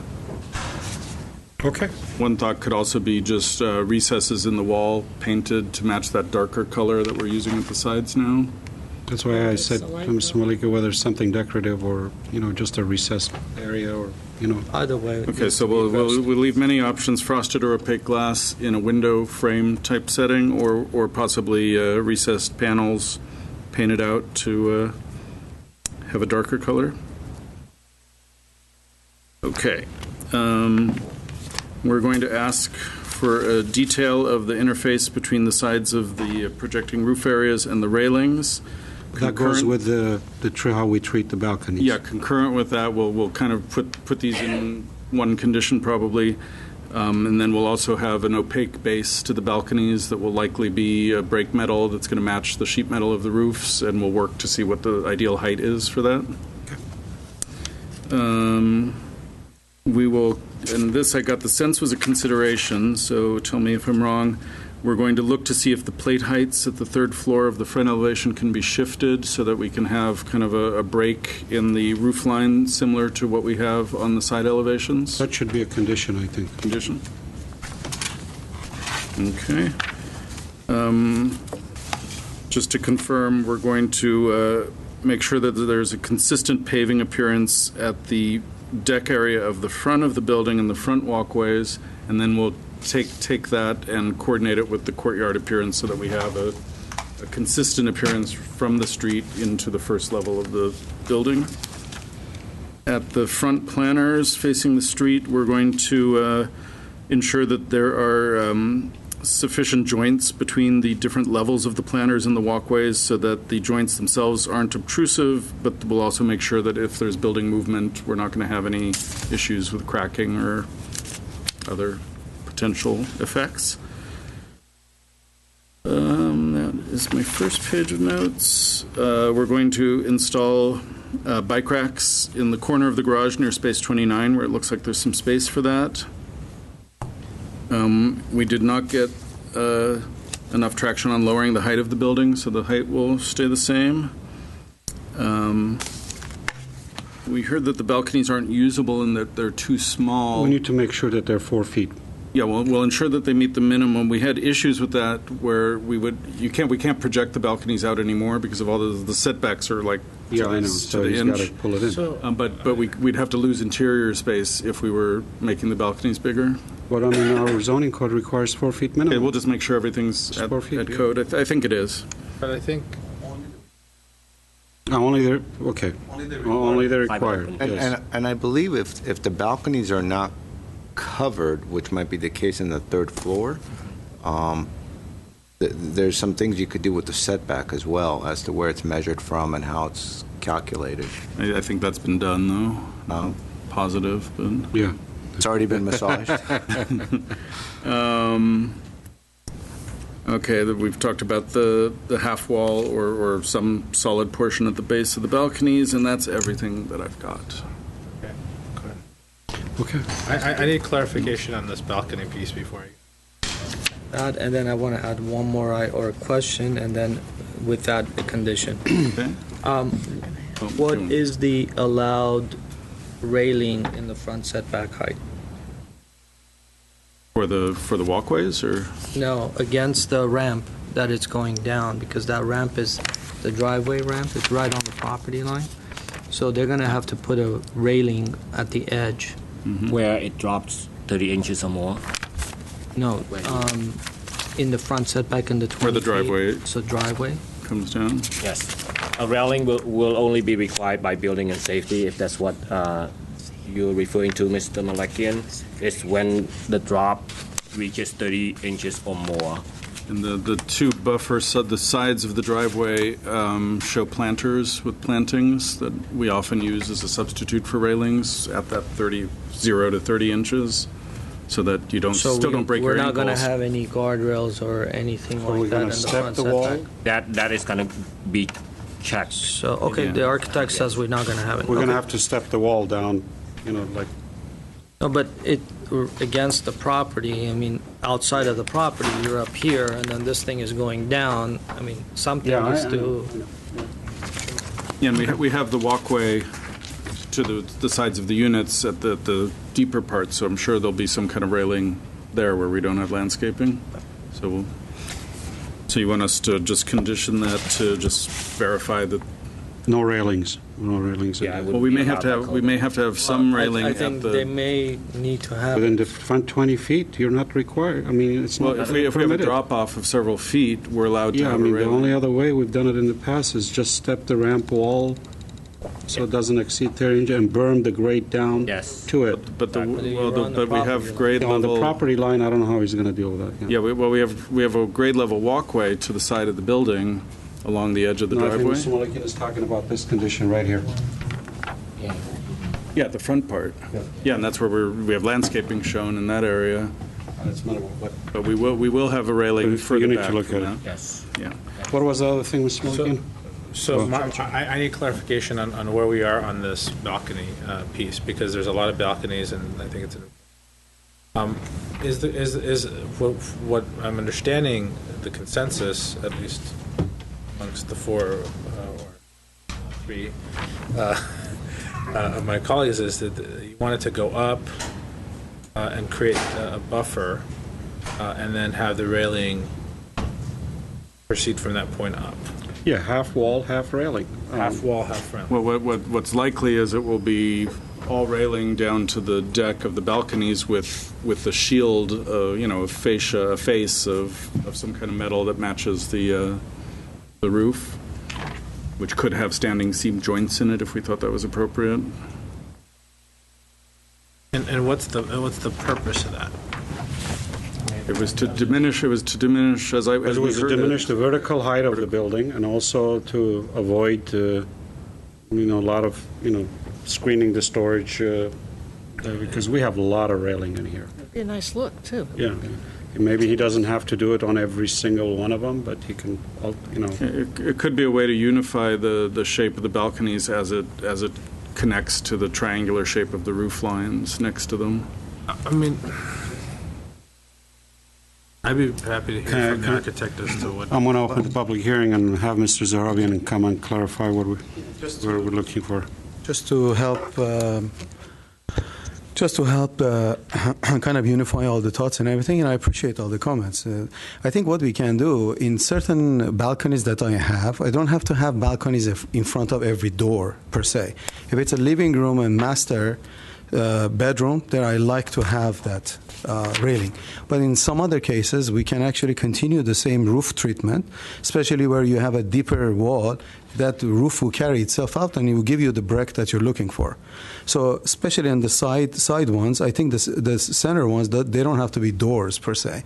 I mean, I can replace those with windows as they are. They're 8 feet tall, so that could be continuous kind of band in the center, if you will. I think that would be cleaner. Yeah, I like that only on the third floor. Yeah, only on the On third the third floor, that's what we're that's all talking it needs, I think. I think that's the, I'm glad you mentioned that, because, that will eliminate some of these Yeah, balconies. I think it will answer Give the you a little more break to the building. correct. Right in the sides, in the center portion. Yeah. And I think if we do that, because the reason I say this, I recently stayed at a hotel that had this type of, vertical, and then the room I got, I had requested to change because I walked out and it was like, great, I don't get to see anything, Yes. And it's great for maybe the neighbor, but Sure. in that setting, it was very claustrophobic almost. Of course. Right. So with that compromise, I think this alleviates a lot of that concern. If we have a few of those eliminated on the third floor on both sides. What do you guys think? Sorry, so you're going to eliminate and leave Because- the leave the railing as is? Let's Yeah, close leave the. the, Okay. leave Thank you, Mr. Zarabian. And I'm sorry, but just one more comment. As far as that 48-inch requirement for the balcony itself, we have to have one balcony per unit. That's where my common area, private area would be. That's minimum 4 feet required. But the rest of the balconies could be any size that they are. In other words, it's up to you to decide. In other Well, words, if we're going to whether it's- eliminate it, we're going to create a roof, so some of them maybe Yeah. disappear. So So can I just confirm that to have your deeper balconies, that means each master bedroom on the third floor will have a 4-foot balcony, and you'll be eliminating the balconies at the no, living we're room? not going to We'll, eliminate we'll, those. we'll, So I got to we'll clear choose. that. We'll clear that. So, Yeah. thank I you. got to choose another bedroom. Thank you very much. We'll Basically, close the public center, hearing. Center bay where the master bedrooms are. these would be windows. And that's going to be roof. And then it'll be, the roof will carry over, Right. and the railing, it'll just be window. Right. My only, we'll just verify, right, and we'll verify, and it looks like it's probably true. That means that the dining room and living room balconies have to be 4 feet deep Yes. to meet our code. No, And it looks like one they of them probably has to are. be- Yes. One of them One has of to be them. 4 feet. Yeah, but they're all the Yeah. same as Okay. proposed, so. Yeah. I think he's short maybe a foot or so. Okay, thank you very much. I think we should move along. 'cause we Yes, have a long please, case ahead of let's us move on the along. next Need a one. motion, please? Are we clear with the conditions and We're going considerations? to add a condition to remove the balconies at the third floor from the master Okay. bedroom area and continue the roof across that section. Architect's I option. have the option to, in other words, pick and choose, because the intention is to have that alleviated, that situation. Because I rather. I need you to come up, Mr. Zarabian. I'm going to come up, and I think, One. come on up. Okay, I apologize. I'm saying that preferably the living room and the master bedroom, you want to have that terrace in front of you. So I would actually try to do the roof extension and eliminate the balconies on the secondary bedrooms. That is not necessary. So that's going to actually alleviate some of that situation that we have. That's what Well, my suggestion would have been, I think you're because gonna- they're not deep enough balconies also. Problem, there are no secondary bedrooms on the third floor. Okay, well, I'm going to close it again, and we're going to make the condition, work with the applicant however way, to make it reduce work. the number of balconies and increase the amount of roof crossing where the Thank balconies you. used to be. And to clarify, we don't have the condition anymore as the half balcony. Half. Oh, I'm not closed sure. half. Yeah, let's, Still do. I'll leave that option open, so if it helps the design, that's fine. But- I think I could summarize our thoughts. I think there was quite a bit of support to have the parapet raised around the balcony, especially if it would basically alleviate some of those privacy issues and also the storage issues. There were also comments made that there's just too many balconies, in which case the architect has come up with a really good compromise to occur on the third floor, as stated by staff. And in addition, there's going to be some of those balconies are going to be eliminated, which are front of second bedrooms, which are not master bedrooms. And the rest, staff should be able to work out with those directions. But I think Mr. Churchill's question was whether or not are we going to recondition it that these balconies will have wall, half wall, half railing. You brought up the point, so it's up to you. I mean, I'd like to see some variation of it. Doesn't have to be I all. don't think it should all be the same. I don't think it should be. I mean, I think we need. We can work it out. okay, so that becomes a consideration for the half, or Half. the solid lower portion of the balcony railings? I think the mix will be better. A mix. The mix. Okay, so we will go back to that. I'll find that way. Oh, no, we'll make it a condition that some balconies in a appealing pattern will have a solid, Design work. maybe the ones facing the street more so than the ones facing the side or rear. You guys work it out. You guys work it out.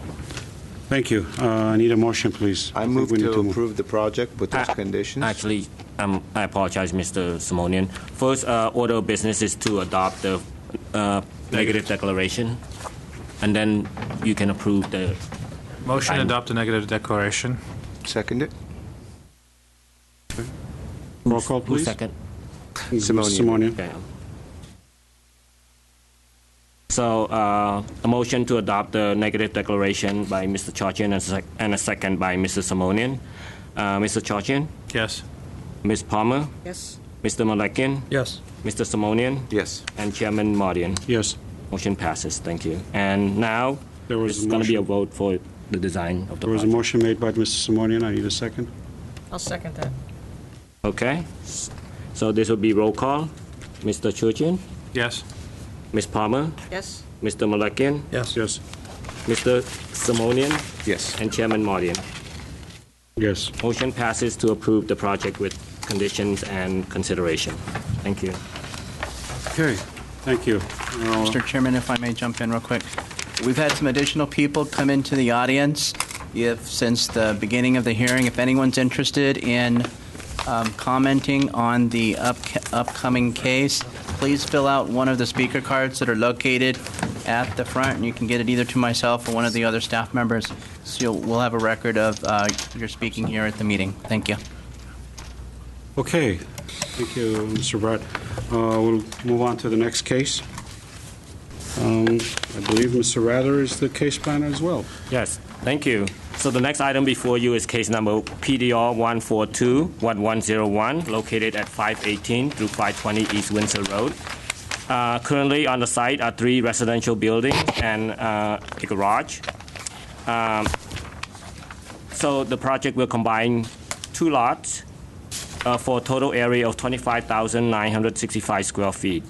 The subject site is zone R1650. So the applicant is proposing to demolish all of the existing buildings on site and construct 34 multi-family unit buildings that will be 4-story high with 59 parking spaces in a semi-subterranean garage.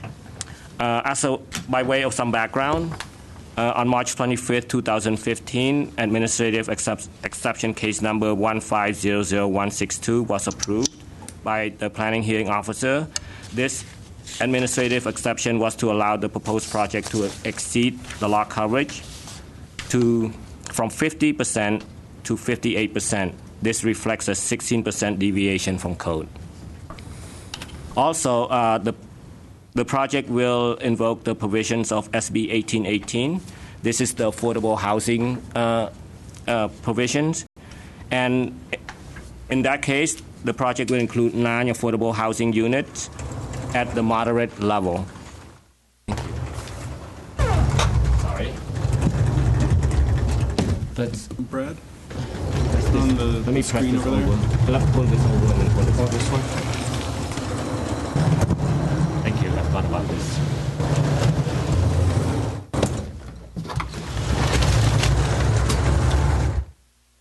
It's temperamental. So as I was saying, because of SB 1818, of the 34 proposed units, 9 units will be made available to household at the moderate level income. So just to explain to you how the 34 units came to be, the applicant is proposing to pursue the density bonus gained by achieving a lot width of over 90 feet and couple that with the SB 1818 provisions. So as a result, the project includes 19 base units, and the additional 15 unit is the result of the affordable housing provisions. And that the Housing Division staff prepared the draft density bonus agreement and housing plan, which was attached to your packet, which explained how the units came to be and the mix of units that we are proposing. So on to the project. Now, Mr. Duong? Yes. A quick question on the SB 1818 reliefs that were provided. Was the lot coverage from 50 to 58% one of them, or is that a separate one? The lot coverage deviation was resolved through the administrative exception. Our zoning code allows a deviation of a maximum of 20% for any numeric requirements except FAR. Okay. So in this case, the project deviates in terms of lot coverage 16%. Got it. And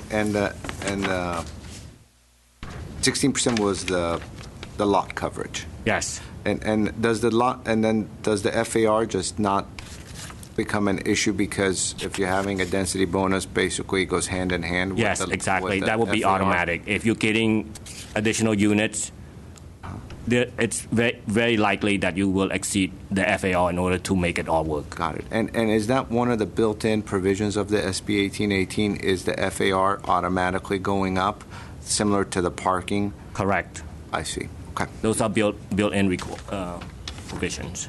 Mr. Dewan, to clarify that, it's a concession that they get. They choose the concession. The applicant chooses these concessions. That is also correct, Chairman Mardian. In this case, the applicant is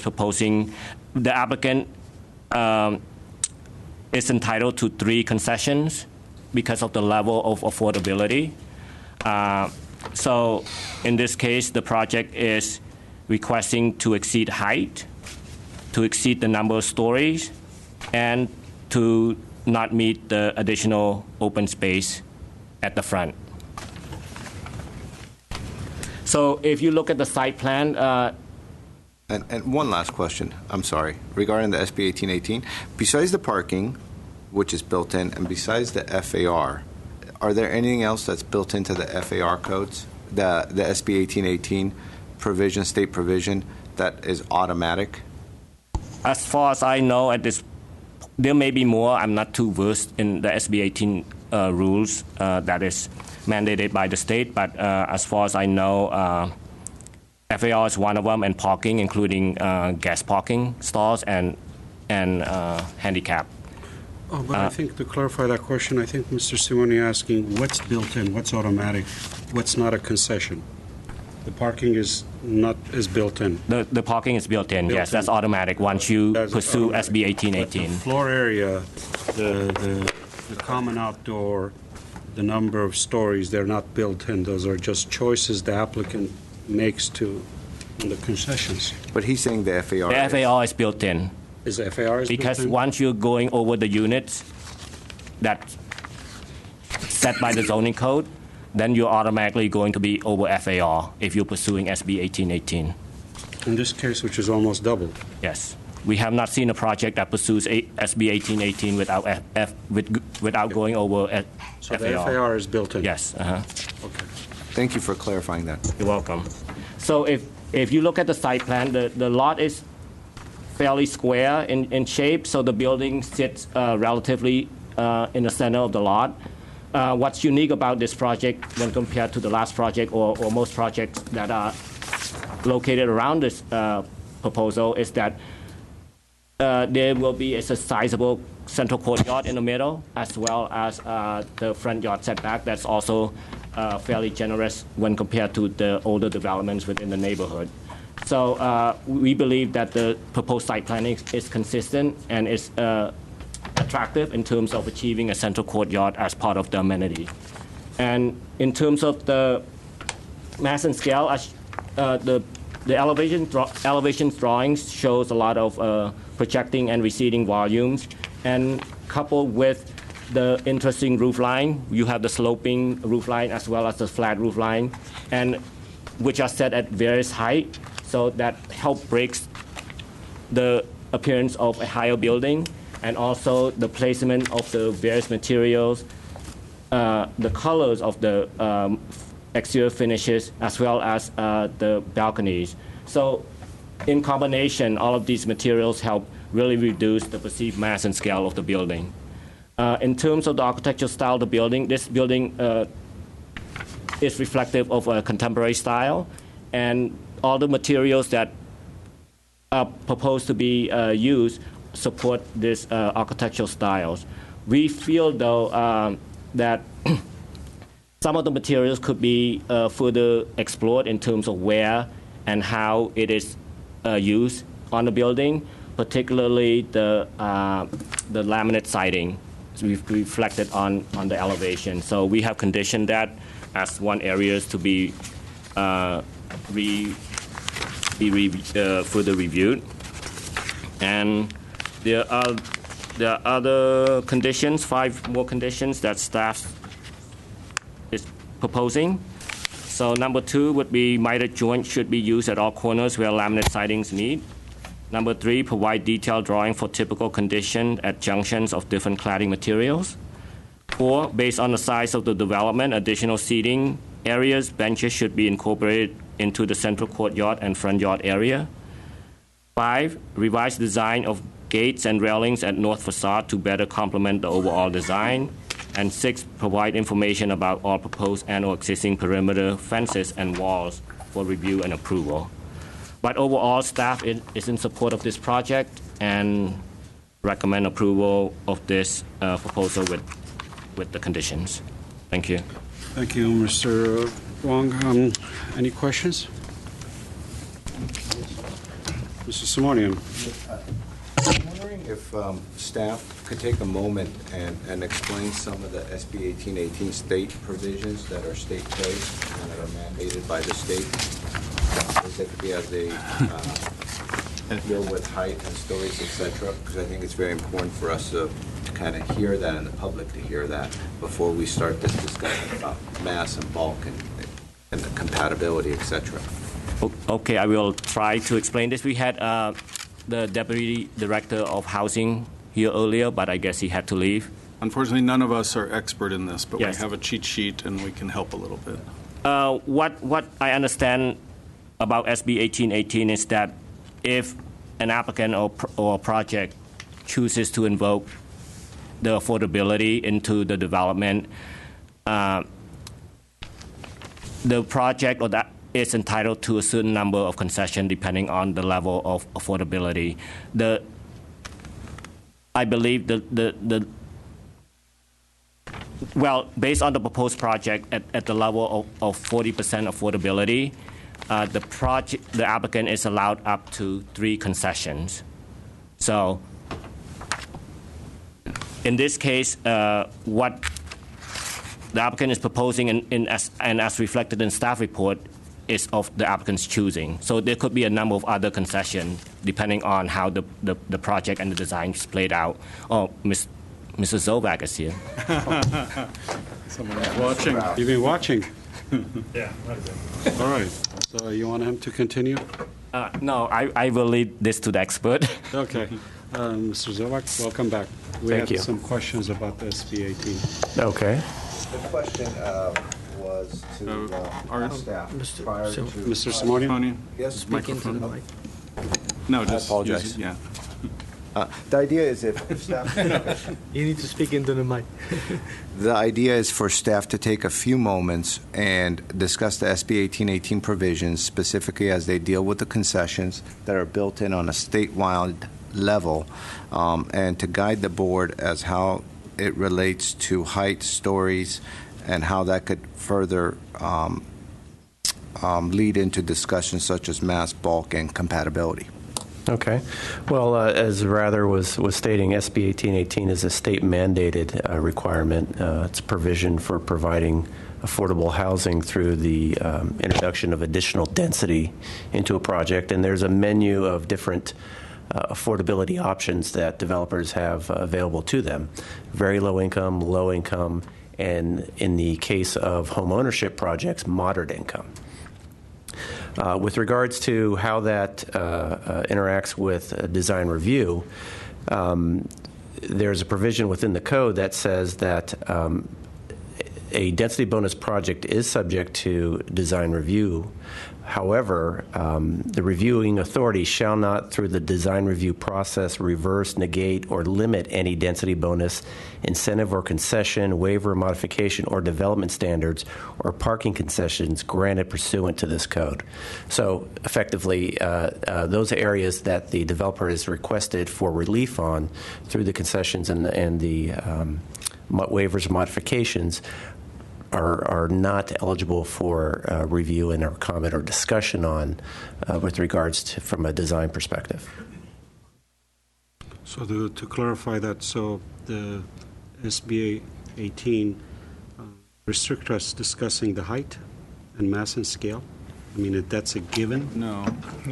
It doesn't restrict your discussion of mass and scale. because we can work with the same square footages and try to massage the building in a way that the board finds to be compatible with the neighborhood. But you are very limited in terms of the things that are allowed by 1818. In terms of the concessions, you can't ask for a reduced unit count, you can't ask for a reduced FAR. I understand the unit count and the FAR now that was clarified, but how about the number of stories? If they're taking a concession for number of stories, you cannot ask for a lower number of stories. Well, that's on the table today. Yeah.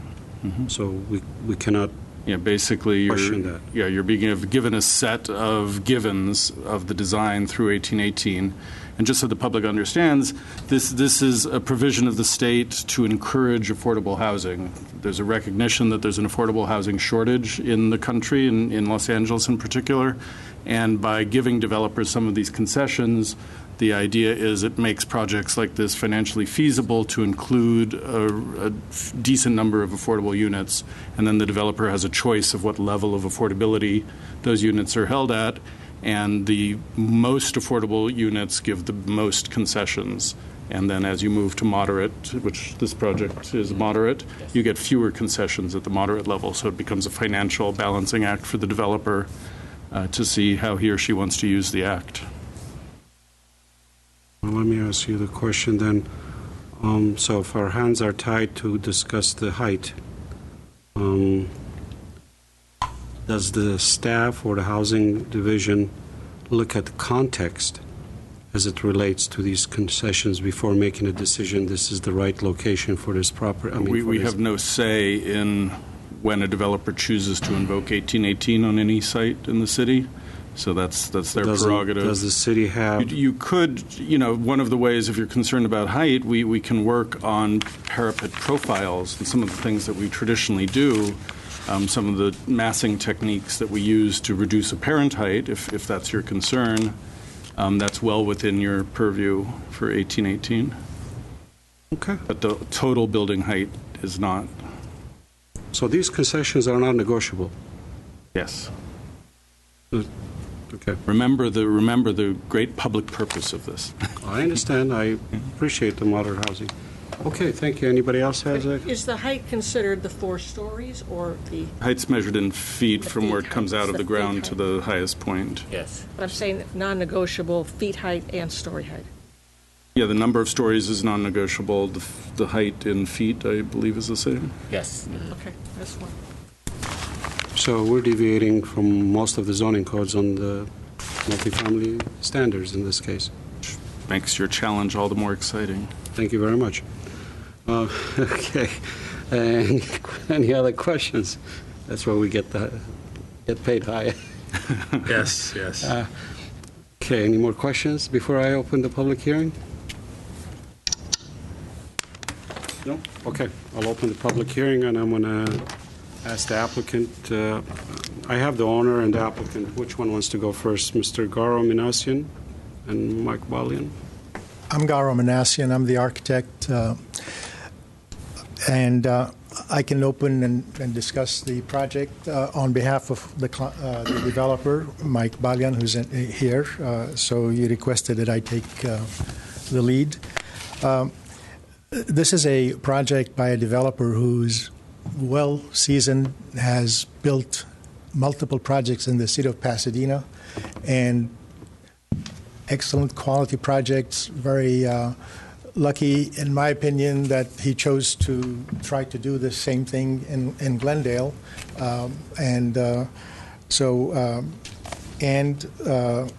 For me, a privilege to work with him because this is my first project with Mike. The project is basically creating housing that is affordable by providing 50% of the bonus units to people who can afford moderate. So pricing has to be moderate so that they can buy into this.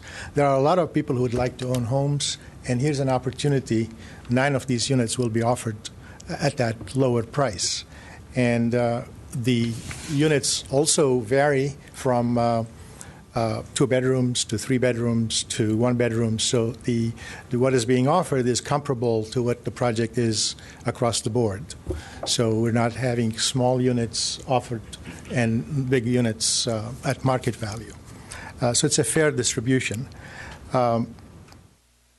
The process was a long process. It took over a year. As you realize, with the questions you're asking, a lot of is a learning curve here for a project of this nature that needs to have concessions, and what concessions make sense, and how do we come up with a good project. So over the process of 1 year, we've been able to come to a point where I think staff is happy, the developer is happy, I'm pleased, and so we've achieved what we started out to do.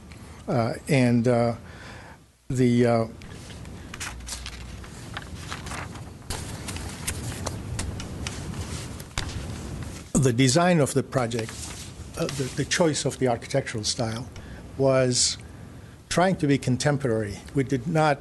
I've done all sorts of architecture, Spanish design, craftsman design, and all are good options. But in today's environment, there is a really push for the younger generation to move from historical context to the future and appreciate the freedom of modern design, where you could have larger windows, more play and freedom. And so it was fun to explore this new in a multifamily situation like this one. It is sensitive to its surroundings. We have an extensive front setback. We've exceeded the requirement of the front setback. We did not want to intrude on the neighbors by requesting an incentive that would reduce setbacks.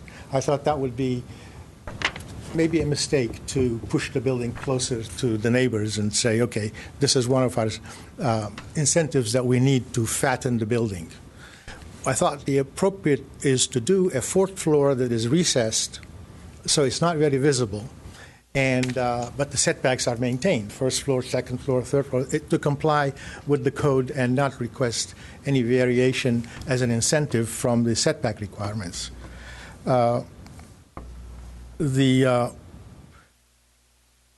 of amenities in the building. We have a roof deck that is designed for the back, where we've eliminated a unit and created a roof deck. That kind of makes the back with a 3-story element in the middle, and it's an outdoor sun deck area. It allows more sunlight and light to filter into the courtyard. It's a good-sized courtyard where one side of it now is basically only 3-story. So that was a consideration to, again, improve the quality of the courtyard. The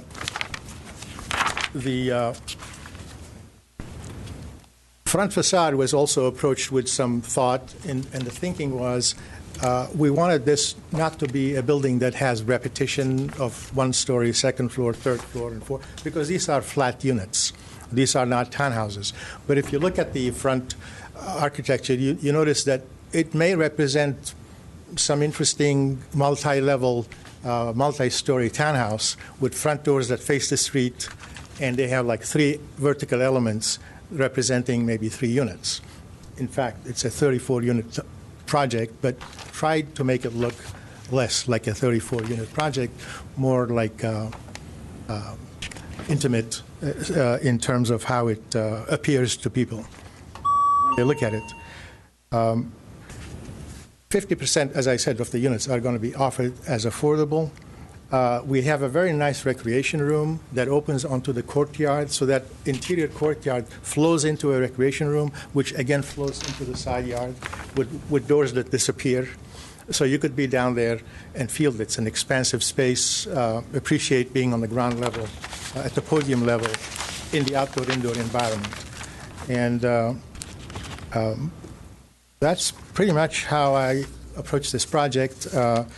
As far as the conditions that were mentioned, condition number 5, with the railings, I want the front to be transparent so you could see through.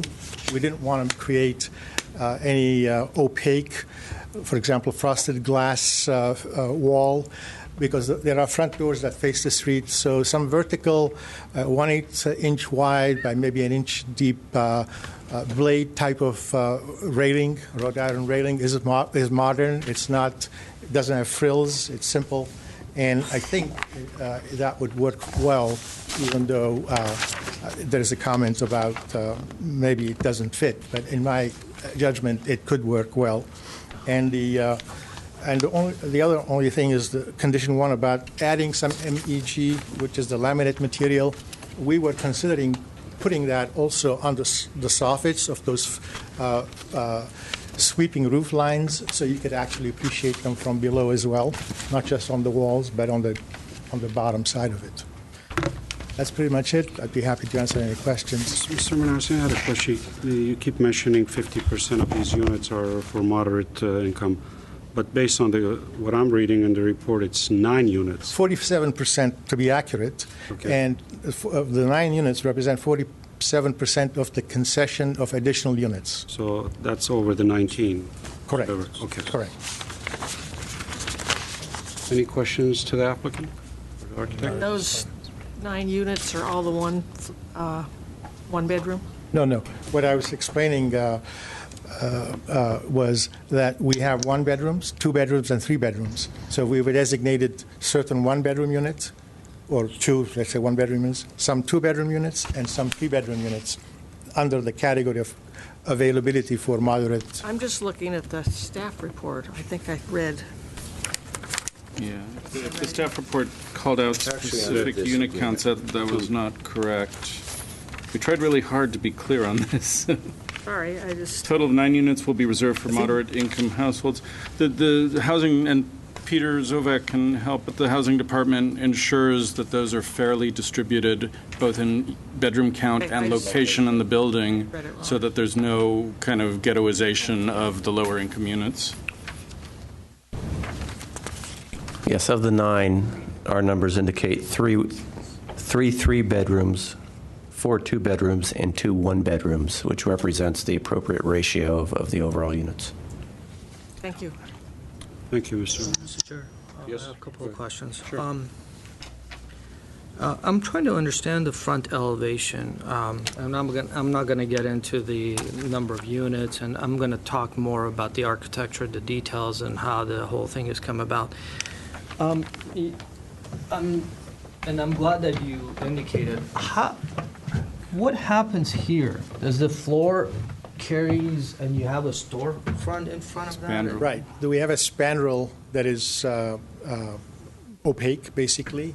That would hide the floor line of the. So this is not actually clear. So this is going to be opaque and then clear. Yes. That's true of all of the 2-story high windows at the front facade. Central panel is opaque. And then, thank you. Mm-hmm. And then,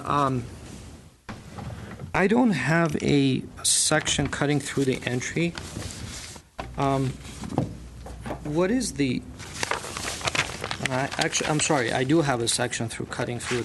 What is the height of the that opening? Or it is. It has a receding height as you walk in. Right. Okay, it steps down. So the highest point, as soon as you approach it, is about the 2-story level, which I would say is roughly 20 feet, unless it's called out differently on the section. I don't see it. And then it steps down a couple of steps. Okay. Yeah. And then, by any chance, would you know the width of that opening as you're walking in? I would need to look at the floor Say plan. about 8 feet wide? It would be at least that. Yeah. It has varying widths on the plan. There's kind of a central area that's wider, steps in, and then widens, and then steps in again a little bit. So, thank you. Can you explain to me and just talk about, I know you touched upon a little bit about the different architecture, the modern architecture, but when I'm looking at some of these details on the entry, the narrowness, the proportion of the height, The landscaping is a very classical, very traditional, has nothing to do with the architecture that you're trying to propose. And I don't want to put you on the spot. It's how it's designed, but I just want to understand your thoughts on that. Also, without forgetting that, looking at the front of the building, it's completely treated differently as you come around. So, any thoughts on those two? Well, let me understand the first question. Was it addressing the landscape design? And just in general, it's a very classical, traditional architect. I mean, you're looking at the plan.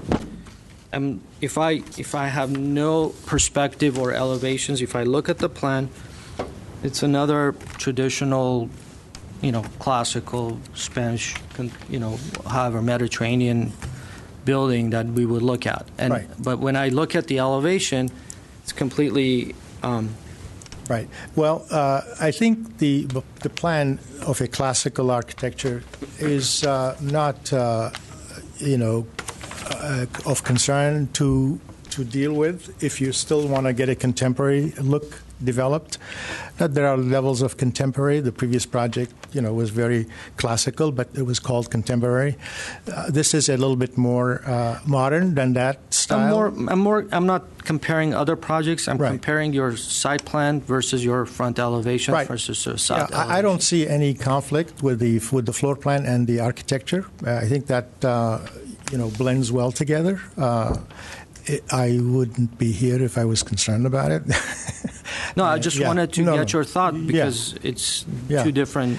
Well, as I said, I think a building can be contemporary and modern with a simple floor plan, which is basically not, let's say, wild or distorted or exaggerated, because that's what seems to be some of the thinking in modern architecture. Yeah. Now, you treated the front with these two-story windows with, as you explained, but as you go around the building, these are all just punch sometimes. windows. For example, if you look at the elevation on the left, on the bottom, you will see that I have. On this in the middle. Sorry, that one on the bottom. And on the top, you'll see we've repeated that idea of two-story. Okay, and that was my next question. This is treated as completely a different window treatment.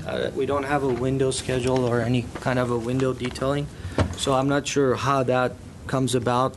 Is that something that is going to be part of the storefront? Yes, we're using the same the window material throughout the project, which would be aluminum storefront. And what is that window material? I mean, we do have a board that maybe has that called out on the back.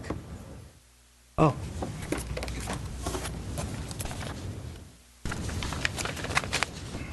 So all your windows are storefront system? The storefront system that we're using for these more complex windows will be replicated with the same material in the other windows, which is the same aluminum, but they wouldn't be necessarily storefront because they are sliding doors or sliding windows. But the construction is of the same aluminum. Same material. Same material, same color. So in here. Windows are called Peerless Architectural Windows and Doors, and the color is Seawolf Beige. Mm-hmm.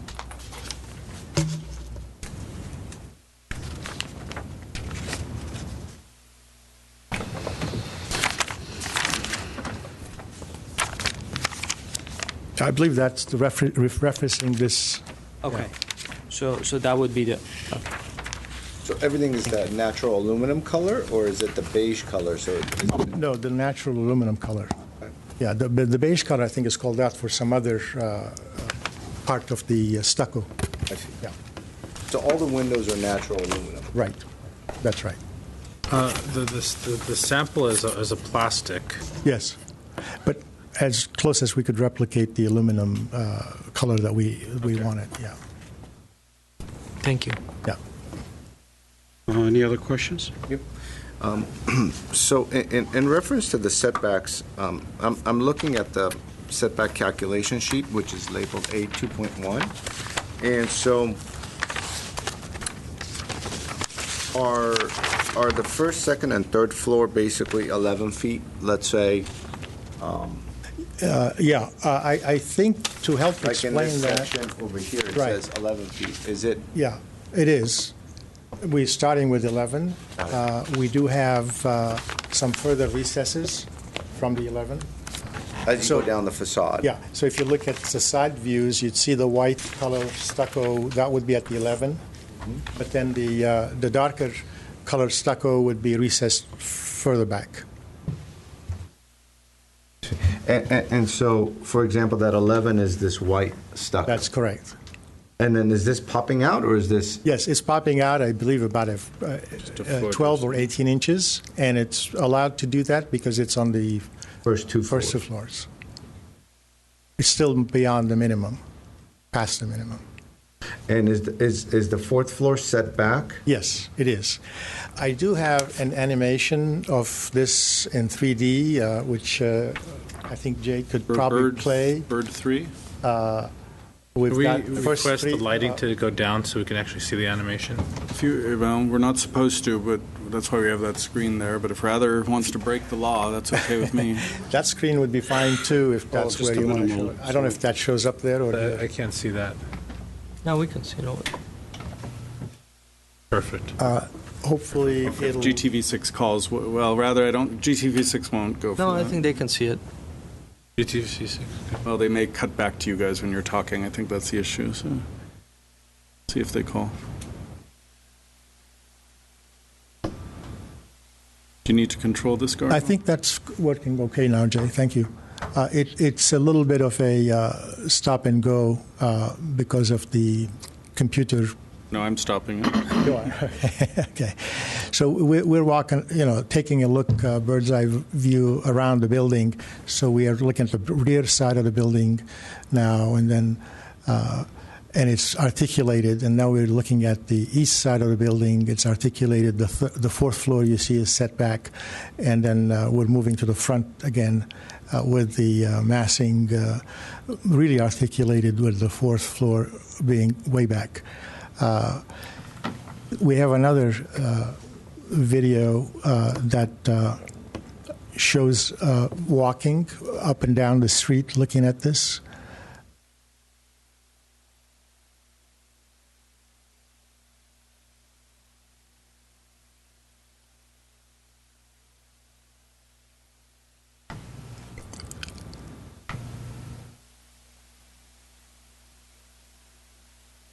So we were probably across the street. I want to note that the sidewalk is up here and not down here. Right. I think we're going to walk up closer to the building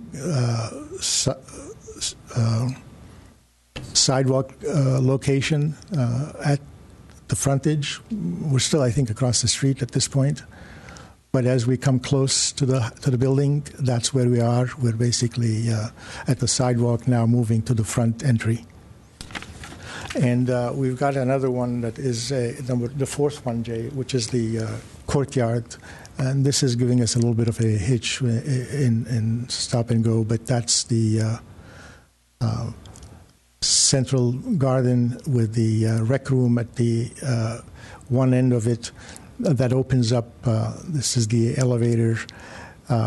So past through these bridges, you could see the open recreation room that basically flows in there. Yeah, and that's it.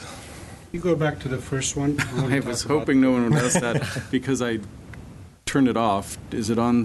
Do you know where that lives, Garo? I got rid of it, actually. Is it on your power? Or do you have a thumb drive? Or? It's actually plugged in now. Oh, okay. So let me find that. That Give me a second on on that that. port, yeah.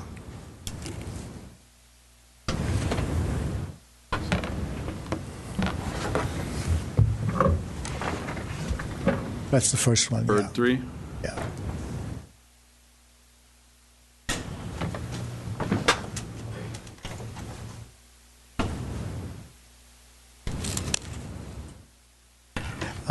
I'm going to drag it to the desktop. We had a little bit of a, I see. If you have to open it with that other program too.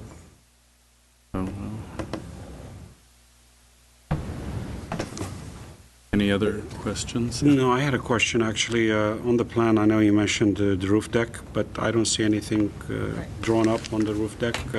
That's why I wanted to see that Yes, 3D. that's right. We did show those tables and Umbrellas umbrellas and other things that, yeah. So there's something that's going to Sure, take definitely, place. yeah. Okay. Is that the same, because you only show one bench in the whole common area, so There were comments about additional benches, which we would be happy to provide for the landscape areas. other than with the plan, you would be putting things We on will the be top adding deck them. as well as. That's correct, yeah. Looking at these corner windows and the triangular windows, they're bedroom windows. So, and they wrap around. Which window are you foreseeing that they will be openable? I mean, is there going to be one? Of course. I'm assuming, of course. Course, yeah. So certain And of those how- will be openable. so- There'll be some fixed and then some maybe that pivot. So these aluminum windows that you called Right. out peerless, do they come in these modules that you can create storefronts and they fit in, or? Well, we will be depending on the storefront window suppliers to design those openable windows, which is part of their big elements. They will be asked to do the kind of specifications which we would have as far as light, as far as ventilation openings and egress purposes. Yeah. Okay. Any more questions before I'm sorry? Yeah. Oh, the material board. Or what program did they use to open it before? Radha, can you put the lights up again, please? Get it to open. Any more questions to the applicant? Because we have other speakers that we need to get to. No. No, okay. I'm going to call the next speaker, I believe is the owner, Mike Ballion. I have nothing. Honorable Commissioners, thank you for your time and opportunity. Welcome. To present our project to you. This is my first project in Glendale for about 30 years. Done numerous projects in Glendale in the 80s and 70s, but this is my first one back after a long absence. I want to emphasize the affordable housing because it's important. We have a beautiful city, lots of people, too much going on, but no one's thinking about the poor and, let's say, not so well-to-do population.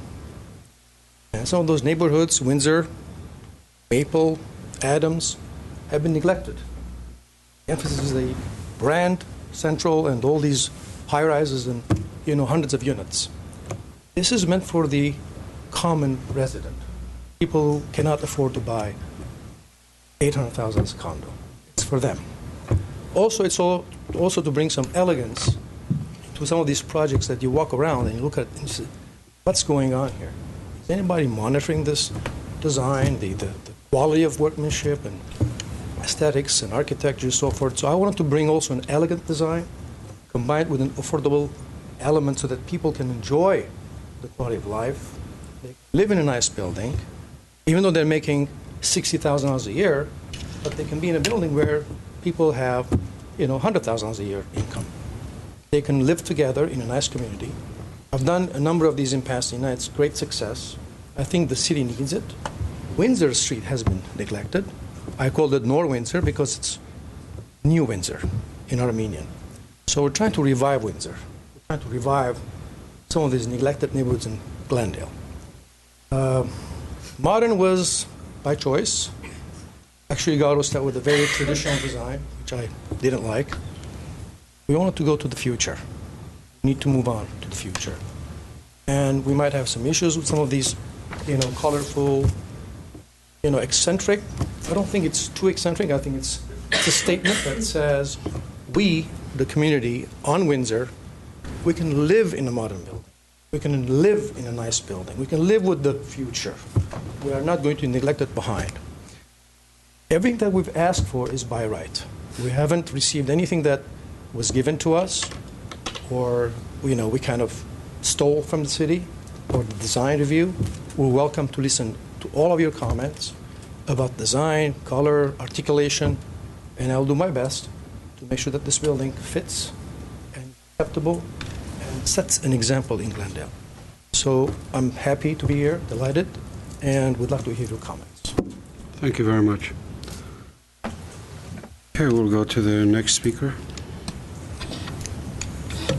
I have Artan Sharvardian. Okay. Good afternoon. I'm here to support this project, especially when I heard that there are units available for moderate income families, and I hope that I will be qualified for one of those.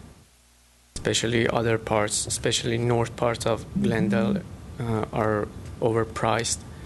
So that's why. Thank you. Thank you. We'll go with Mr. Levon Vartanian. Good evening. My name is Levon Vardanyan. I support this project because I like this city. I lived in a city 17 years, and anytime when I see this new construction, I'm happy because the city is going up. It's beautiful, it's nice, and all my family is living in this city. Thank you. Thank you. Okay, I have Maria Arias.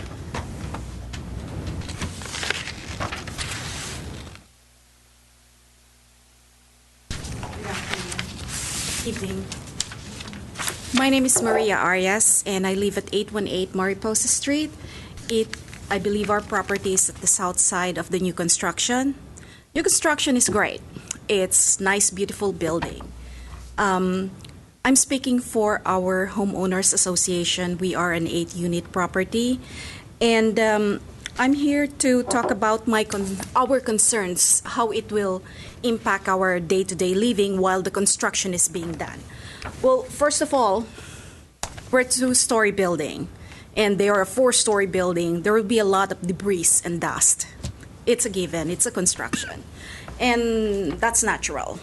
But those debris and dust will naturally also go to our property, and it's a concern because now we will have to keep cleaning our roof every so often. I don't know how often, but it's a concern. Those debris will clog our gutters when the rain comes, and it will come, although it doesn't seem to want to come now. Now, the other concern, too, is we know Glendale is have parking problems, and I know this is not the exact form for it, but it is a concern.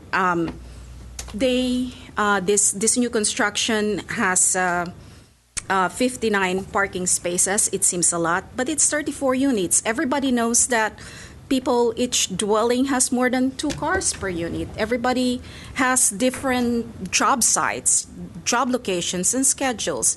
And dwellings have 2, 3, 4 cars, so it's going to impact the neighborhood. Now, having said that, from what time to what is the construction?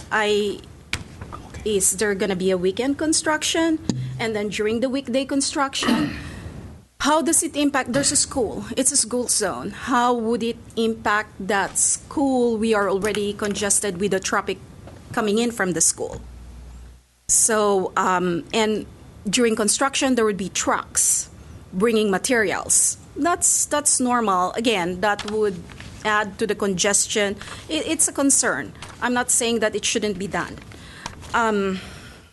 Now, having said that, with all those dirt and debris coming, we're so close to that new construction. It's the concern is also it's normal, the noise, but it's a concern. Again, it comes into from what time to what the construction is going to happen. But even if you do the construction during normal business hours, there are people who stay at home, working from home. So it's a concern how that would impact. I personally work from home from time to time. I'm an IT professional, so it's a personal concern. Now, I'm going to give you another minute to wrap it up. I have other speakers. Okay. We when there's heavy rain before, the rain, the land slopes towards us, and it floods our garage. So we fixed that, and we spent a lot of money. We got permission from the owner of that lot to do some fixing, and we fixed that. We spent a lot of money fixing that. Our concern is, are we going to have the same problem again? So that's it. Those are our concerns. I have a question for you. Is your condominium project what I've outlined in red? Is that where you live, more or less? Because you said Mariposa. 818 Mariposa, the south side. So is part of your building basically on the south? Yes. So they would be overshadowing more than half of our building. I see. So the 8 units are Yes. here. Okay. Mhm. Thank you. Thank you, sir. Thank you. We'll go to Ashot Kestoyan. Did I? Yeah?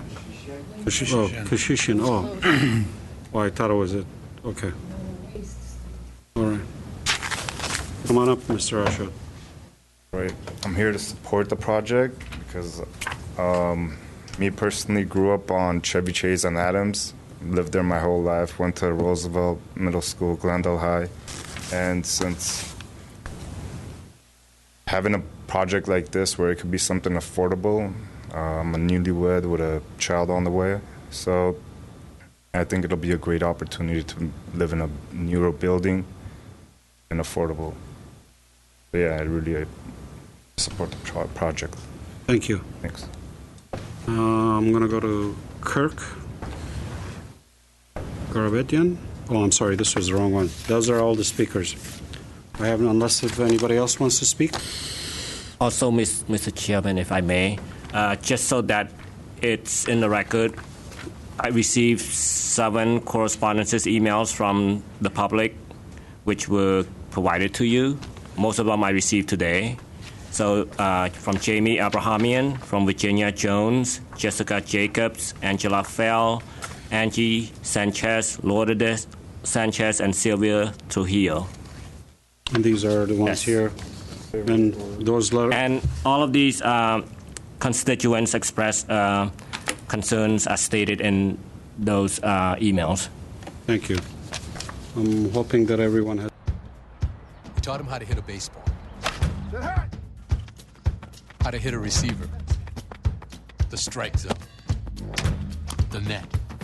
You taught him how to hit the upper corner.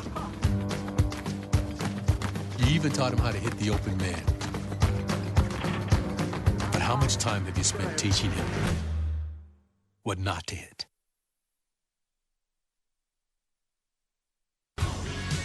Back to these concessions.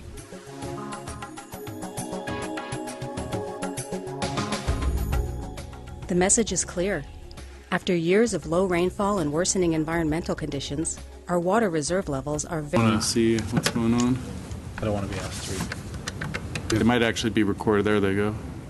Okay.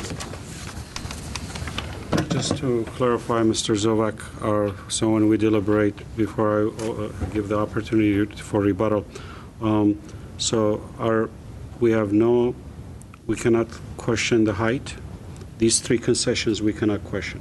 Correct. I mean, those are set in stone, nothing to do with compatibility. We choose nothing to do with that.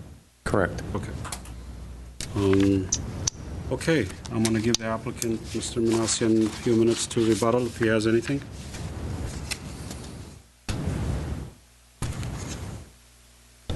I'm aware of the concerns of construction, dust, and whatnot.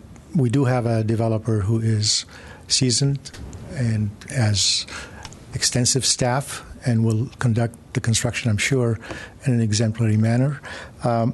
Wanted to point a few things about the project that I didn't touch upon. One is that, fortunately, our siting is that we are sitting on located on the south side of Windsor. So most of the sun and shadow that is going to be cast on the street. The condominiums to the south, fortunately, and I was happy to be aware of that. They will not have shadow issues, so because we sit north of them. And of course, east and west will have morning sun, afternoon sun, so that as well works for them. We also have a significant number of bicycle storage facility in the building, and that's something that's being encouraged now, which cuts down the need of driving a car, especially if somebody lives and works in Glendale. They may be prefer to do that rather than use a car. And we've also provided significant storage facilities in the basement for stowing away storage and not having to worry about using balconies and things like that to keep boxes and whatnot. I'm sorry, Mr. Mizansian. You said you have bike storage? Yes. Where is it? That was one of my questions that I was going to ask staff, but I didn't think it's over here. I need to refresh my memory. I see storage units. Storage units, yes. Just don't see There's no biking. Okay. There's yeah. These are just storage for the units. Yeah, we do have those storage areas. But I think we also have some extra space that we haven't designated for anything, so there could be some bicycle areas to provide some bicycles. I take that back. I thought we usually do that in many projects, and we would attempt to do that in this one as well if we get the opportunity. Those galvanized eyebrows that you have over the windows, does that wrap all the way around? Yes, on the edge? it does. And how does the roof work then? The roof would be, again, of the same roofing material that basically creates But it just goes around the edge and yes. the eyebrows wrap all the way top and bottom? Or? Yeah, the entire finish of it would be of the galvanized iron, and the top also, which would be the waterproofing necessary, but it would be framed. But on the roof, it just would be on the edge? You mean at the very top? Yes. Yes, it would be, and then underneath it would be the plastic Does it material. go back to the top at all, or just, how does it finished? Oh, you mean the Top edge. detail of the there would be the roofing would come underneath it. It would cover the roofing, and it's basically would slope to where it drains. Yeah. And staff has recommended a condition so we get details of all of the junctions between these different materials, which we didn't get with the set that was submitted. And then your downspouts would match the stucco? Or? Yes. One question I had, what's this material here? Is that stucco or metal again? The base of the balconies. The base of the balcony. I think we're proposing the galvanized metal again. Okay. Yeah. Okay. Any other questions so I can close the public hearing? If I could just address the comment of Ms. Manassian about the construction issues, just so everyone, it sounds like a bunch of people from the area were concerned about that. The Design Review Board does not have purview. They don't deal with that kind of issue, but our Building and Safety Department does, and we have a standard set of rules that were developed over the years to protect neighboring residents from construction projects, because we know we're never going to stop construction, but we also know that you don't want people working on Sunday. You don't want people starting too late or starting too early or working too late. So we have provisions for the hours that are construction hours. We have provisions for dust control. And you also have, if a project site violates those rules, we have people at Building and Safety who will send out inspectors to check if that's doing. They can shut down a job site if there are problems like that. So, so that's addressed during our review process, but it's by Building and Safety. Thank you, Mr. Platt. Mr. Manasseh, I thought of something. I wanted to ask you this earlier. Is that as wide as you can make this driveway? Is there room to make the driveway a little wider? You got 56 cars. I mean, the driveway width itself. I believe we've got maybe, 19 feet? There's no dimensions. Yeah, I think we use the 19-foot standard, which works Because I look at it for it's like two stalls width, like 16 feet. But I think As long as you get two-way It's traffic. more than 16, it would be more like 19. Okay.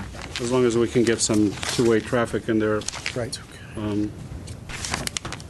That's my questions. Any other things? Thank you very much, Mr. Minassian. Sure. Close the public hearing. I have one more question to Mr. Zovak, or maybe the planning department. I notice we don't have any CEQA review on this. That's also exempt? I'm Eric Krause with the Planning Division. This project was determined to be exempt from CEQA as a Class 32 infill exemption. It also has additional abilities because it is an affordable project. There's other venues through the Class 32 infill exemption. Okay, thank you. All right. Well, I started on the left last time. I'm going to start on the right, Mr. Again. First of all, I want to thank Mr. Balian that picking Glendale to be another city for him to consider developing, and I appreciate the component of the affordability as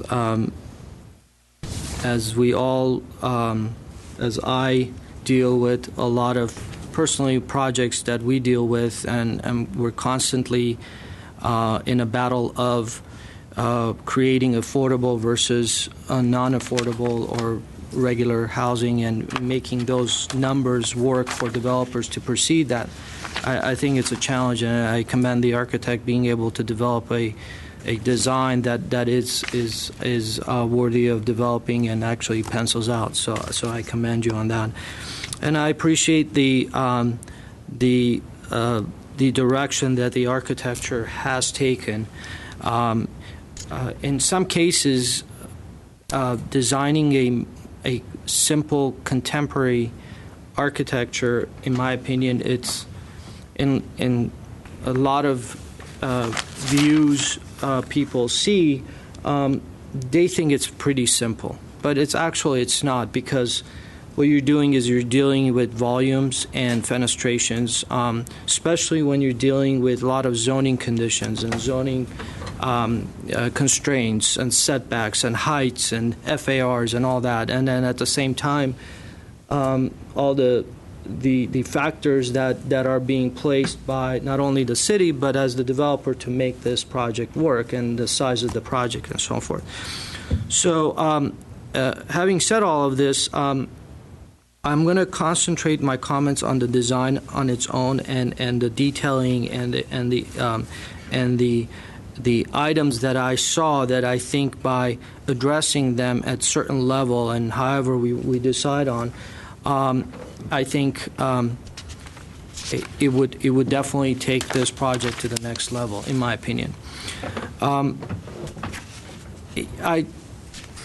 kind of wanted to hear the architect's comment on the and I'm going to start with the site planning and then move up to the architecture itself. There was a hint of the idea that I was talking about, the direction that I thought that this project should have taken, which is on the site plan. If you look at your site plan, the way that it's laid out, the landscaping and the benches and everything are completely different than the landscape plans that we provided. They're more traditional, they're rounded, they're curvilinears, and there are certain things that are happening.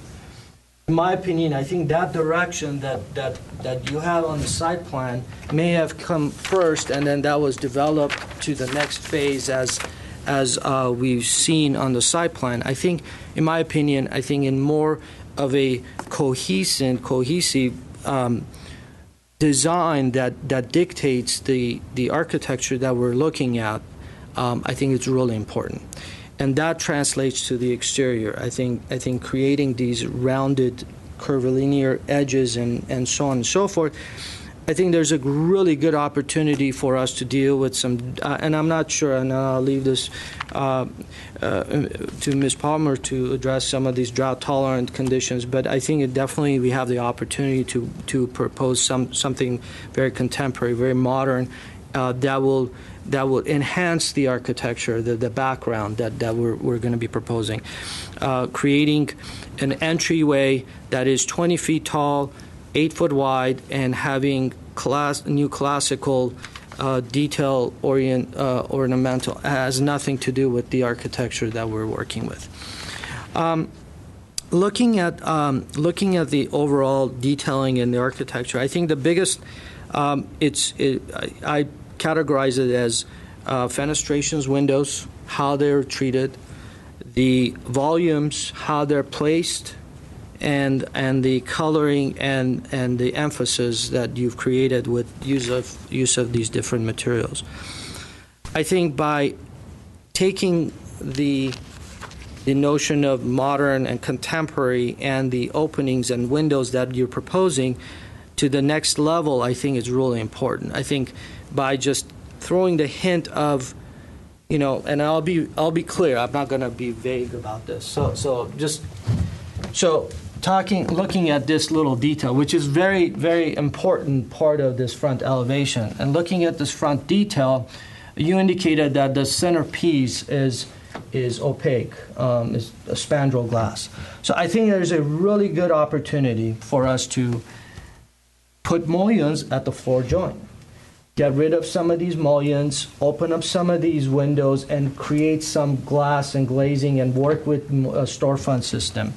How it's wrapping around, possibly do a corner glass, possibly having these corners be part of the aluminum and the plaster wrapping around. So those are really important for us to be able to create a better understanding of what is happening.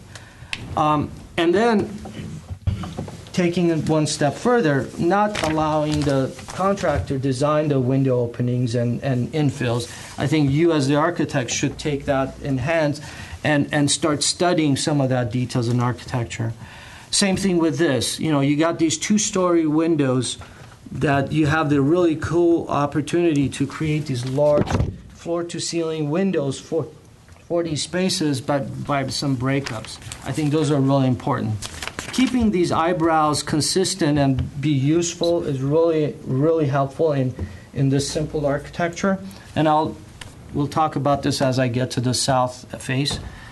But in general, and some of these details it looks right, it feels right, but when you start looking at these 2 balconies, they're about almost 20, I could exaggerate, almost 18-foot cantilever. So I'm not even sure how this is even possible with that thin of a structure. So by the time you're done with adding the framing and structure and all of that, being that this line is carrying across, so these details are going to start kind of getting deeper and wider. So therefore, these are going to get wider and it's going to get effect. So I think that's really important for that to be addressed. And I could be wrong. There could be a very special steel frame system that you're considering, that it's going to be suspended, and it's I don't know, the developer has the budget to suspend a 20-foot deck with the steel, but I kind of doubt, being that we have an affordable housing. Again, being that it's the front section, I think there's a good opportunity. What I would do is I would probably get rid of this corner piece of material, and I would wrap that with the corner glass, get rid of this mullion, have one casement window. So those are things that I think is really going to help this take it to the next level with these. I'm not concerned about a lot of these, a lot of windows that are happening, but I think making them serious and making them actually work, I think it's really going to help. Coming around on the sides, the head heights of these windows compared to the rest of them, putting caps, dealing with some of these. I saw this being an eyebrow and an eye, angry, but that's just me. That's the first thing that I saw. But it's function. So the first thing I would do is kind of look into this continuous form that is creating this. So possibly maybe the parapet carries over, and then that little recessed area that you're carrying, that could be a separate piece that is sitting. So it kind of makes sense, rather than you have these straight lines and then all of a sudden this straight line comes up and it angles off. Now we come to the back. a lot of cantilevering and a lot of elements have been placed to control some of these, and we saw it on the animation, that will knowingly and not knowingly, you're going to create a lot of shadows and a lot of elements that is going to be positive. But when you're looking at the south elevation, which you're going to get a lot of sun, there's absolutely no protection on that. So I'm not sure if any green building has been thought of, any of the U value and other solar issues that you're going to be facing with. And I'm glad that you mentioned about the sun angle and the shadowing on the north side. But at the same time, you're dealing with these large windows that are, again, these are smack in the middle of a living room. You're going to have sun coming through. So I think, in general, I think it's really nice, but I think in a lot of detailing it's lacking, and I think you wanna start addressing some of these by truly dealing with the floor system, breaking these with maybe even these mullions that come across, maybe a cladding of aluminum in the front of that is part of the storefront. And then I think in that level, I think it's gonna become the serious architecture that I think we're looking for. Thank you. Mr. Charchin? Wow. Okay. Yeah. You weren't ready for that one, huh? No, I was still taking notes. Yeah.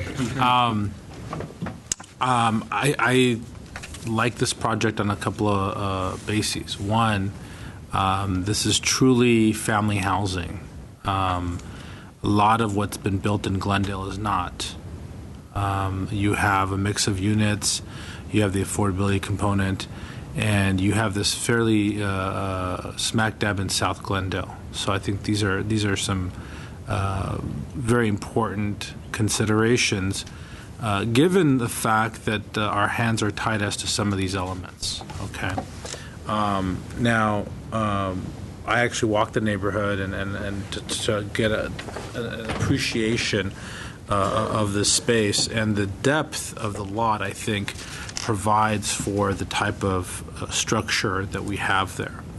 Also, I got to run into some of the neighbors, and despite the fact that we had some emails, and I personally read each one of the emails that was submitted. I want to go on record and say that the neighbors that I met, including Maria Hernandez, yes, who was at 515, said it was wonderful to have something go across the street from her. She's directly across the street. So I think this is a good project. I am concerned, though, on a couple of fronts. The main issue I have is the entryway. I think that even though designed, it looks like it can fit. I think execution of that's going to be problematic, and you might end up with something that just doesn't fit. I think something that fits more along the design of the building needs to be considered, both in the center entry and on the sides. I share my colleagues' concerns about the south elevation and the amount of solar effect you're going to receive there. And then going to one of my favorite issues in Glendale, the refuse plan. I think that you've done a good job as far as separating the recycling and the trash. However, there it is. I had put it up in front. However, I think the size of the units needs to be rethought, given the size of the project. And then, as far as the bikes, to the east of that area, between the stairs, I think would be a great bike area to actually put in some racks. It would be somewhat cumbersome for people to take their bikes out, but it would be, I think, a good and secure area and accessible near the elevators. Overall, I'm in support of the project. I think there's a little bit of fine-tuning that I'm sure that my colleagues will also suggest, and I think you'll have a good project to build. Thank you, Mr. Charchin. Ms. Paulin? Yes. I think it's an exciting project, especially for that area, and I'm glad to see it being proposed. but I'll take a little different note that I agree with most of the comments from my colleagues. I do think that and I'm always saying this, that the architecture should be supported by the landscape design. I think there's a problem the way it's showing now, so I would support having that architecture and landscape tie together, as well as the planting plan does not reflect the architecture. It's a more traditional planting plan. So the plant material, the planting design, tie in with the architecture. I've also noticed the lighting plan. I think there's a large excess of lights. Every tree in the front is lit, and lighting is supposed to, up lighting and down lighting is supposed to be for subtle accent. So I think cutting that lighting way back would enhance the project, especially where you've got the shadows from the overhang things. I would want to make sure that there are amenities shown, because we really don't see anything but one bench on the entire project, even though video showed more things. And I did notice in looking, when you do the redesign of the landscape design, most of the planter walls and raised planters do not match the size of the trees that you have. So you've got trees that would be sticking 2 feet out of a planter. So basically the heights, if you're going to have a 36-inch box tree, you need a 42-inch high wall and on down the line. So look at that. Let's see what else. Are you, Ms. Palmer, if I interrupt you, are you Yes. talking about the sites, or because the whole entire interior is like 3 or 4 feet clear of natural landscaping? This subterranean sits back. I was looking at, Which side are you referring to? On all 3 sides, correct? And he has also a tree. I'm looking on the interior. On the interior, okay. Yeah. Okay. I mean, there's many places on the interior. No, I realize the exterior is. okay. But on the interior, there's a lot of planters that don't work with the plants.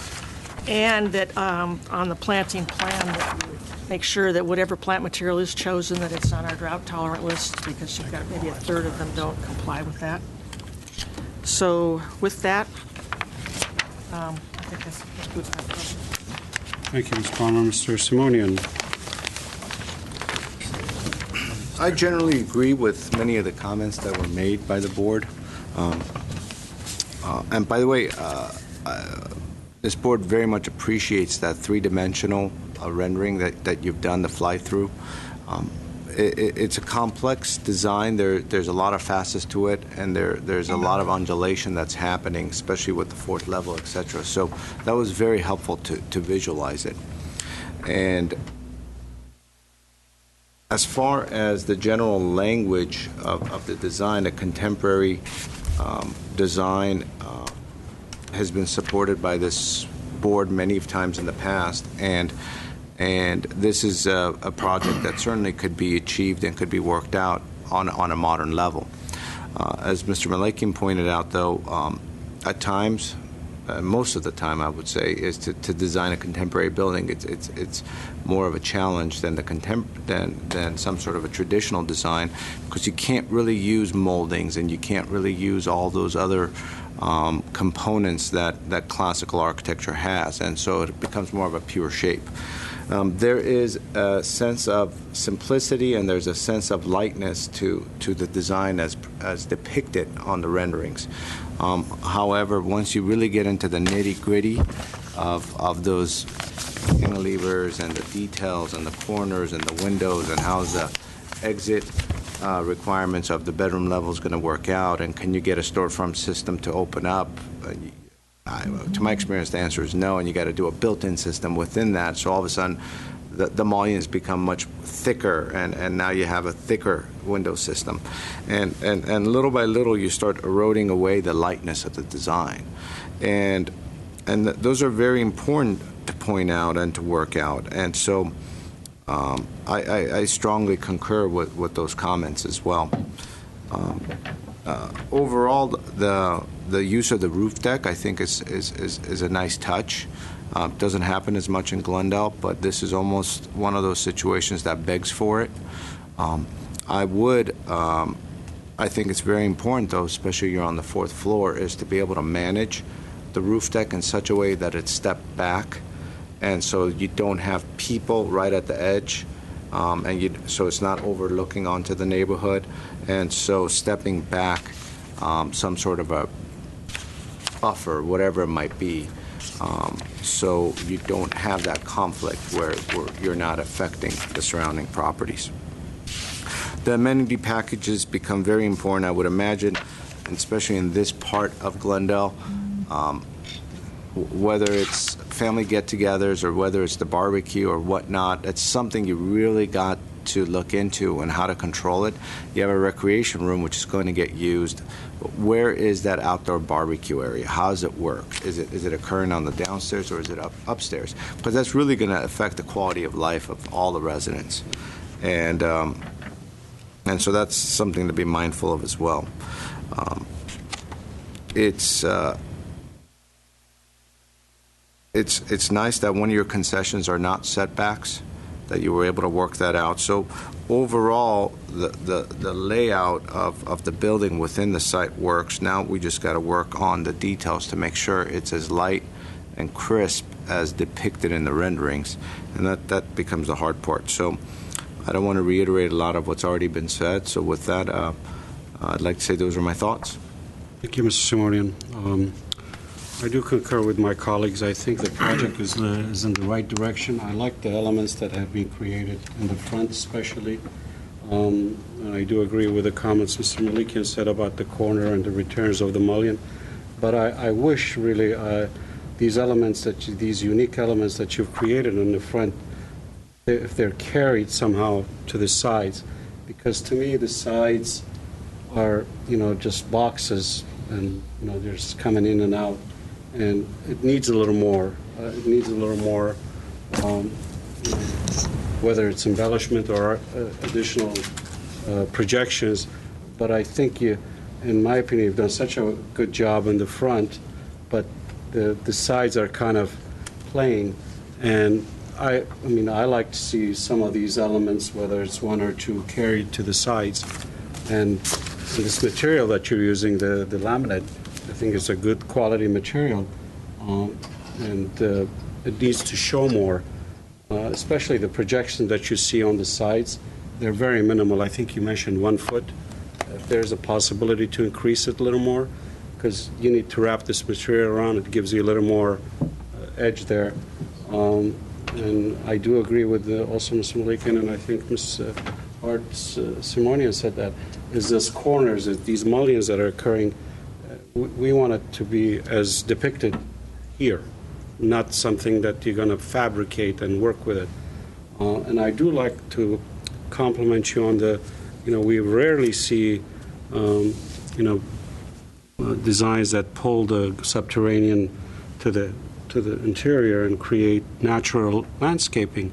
But one thing we need to look at the landscape plan a little more, and maybe increase those sizes on the landscape, especially on the side, since you got such a massive, structure, and you do have the opportunity with the wells that you've created on the site to put mature trees, and that will create a little buffer with the residential area.